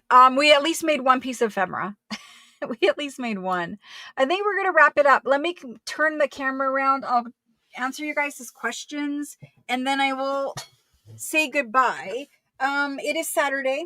At my time, it's 1 o'clock. Hopefully you guys still have some time left on your Saturday where you can get some stuff done or do some crafting or whatever it is that you guys like to do on your weekend other than laundry and things that we have to do. Those always come last. Okay, so let's turn that camera and we will wrap up. So we made a junk journal signature. First of all, we printed it and then we made it. Then we sewed it in. Then we made one little piece of ephemera and it only took us 4 hours. People that think junk journals are like, they take you like a couple of evenings or something to make, they really truly do not understand how much time it takes to make a junk journal. Printing the digitals and assembling a signature for some people can take weeks, right? Because they have to hunt through all their supplies and find the right things and all that kind of stuff. So as you can see behind me, there's a little bit of merchandise back there. The next time that you guys will see me is Tuesday. And on Tuesday, instead of having a live sale, so Tuesday, the week of Thanksgiving, next week, you'll see me on Tuesday. And on Tuesday, we'll be doing a live crafting class. It is free. And it is showing you guys how to make mini journals out of greeting cards. If you purchased Florentine greeting cards, that's what we'll be using in this part. But any greeting card will work. So if you have a greeting card that you like the image on the front, or even if you don't, we're going to make mini journals on Tuesday. Then I will not see you for Thanksgiving because I'll be with my family. I'm cooking turkey, all that kind of stuff on Thanksgiving, very traditional Thanksgiving, right? And then the next time you see me after Thanksgiving will be the Saturday class, and it will be the third class in this series. And the whole entire time, on Saturday after Thanksgiving, we will just be making ephemera. We will be making pockets. We will be making tags and journal cards and any type of flip out envelope thingies with pockets, window envelopes, whatever we're making for ephemera will be finished in that one class. So the third class will be the rest of ephemera. And then after that Saturday class on Monday, remember, please know, Monday, the week after Thanksgiving, it's called Cyber Monday. I will be having a live sale on Monday, Tuesday, Wednesday, Thursday, Friday, the week after Thanksgiving. It is my huge once a year super sale, Christmas super sale. That's why you're seeing tons of merchandise back there. You're seeing, you can't see, but there's bins and bins and bins of merchandise that we have been prepping for you, all kinds of things. Christmas lace pack we talked about, Christmas seam binding pack we talked about. For the closures and for working back to this journal, the lace kit is perfect. The seam binding is designed for these journals. We have tag packs, and we have bag and pocket packs, and we have time card packs for Catherine. And we have all kinds of things that we have been prepping in addition to our ledger page packs. Ledger Mania will happen. We have a whole mixed media night. We have a whole doily table linen, tablecloth, crochet, lacy, slow stitch, embellishing, French sewing things night. There's so much stuff that I'm not sure if I'm going to do 5 days or 7 days, but for sure we'll do 5. So the whole entire week, Monday through Friday after Thanksgiving, that's what's happening. And then after that is going to be when we finish the super sale. That is going to be the last live sales that we have planned for the year. We'll be doing a private sale and some private offers. And again, to sign up for private offers and private sales, you just need to text the word join to the phone number. It's 833-779-7594 if you haven't signed up for the exclusive text messaging offers and kind of stuff like that. You can rewind and listen to me say it, but you have to text the word join only to 833-779-7594, and that's how you sign up for that private sale. Yeah, replay. Awesome. That's going to be it, though, for me for today. I hope that you guys enjoyed at least part of probably didn't enjoy me printing, but goodness. All of the live sales I do are always at 6 p.m. Eastern Standard Time. It doesn't matter whatever day I do them, they're always going to be at 6 p.m.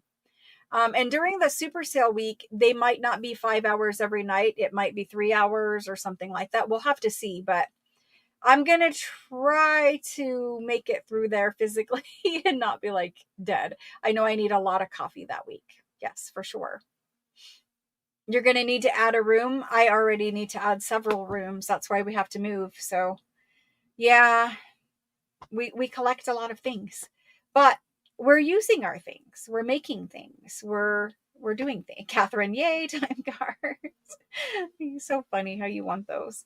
It's like she really wants time. I guess you said at one point they weren't available at your location. So maybe it's an American thing, time cards. Anyway, thank you so much, guys. I hope that you guys have a good rest of your weekend. I will be filming 365 videos tomorrow, and there will be a couple of those that play during next week also in the morning. Please, yes, I saw that message and I will respond to you. Yes, I saw it. Several of you, I saw messages. I just didn't get a chance to answer them yesterday because we were taking the baby to see Santa Claus and hanging out and doing all kinds of things. But yes, thank you guys very much. I will get your questions answered. If you have a question, you can text me, and I'll get your questions answered at least before you see me on Tuesday. If it is very, very important, I usually handle it the second I see it. But yes, for sure. Thank you very much, guys. I really appreciate it. Your support, as always, is wonderful. You guys are so generous with your time watching, and I hope that you guys like the kit. We will be giving away a couple of kits in the Facebook group when the challenge starts on Monday too.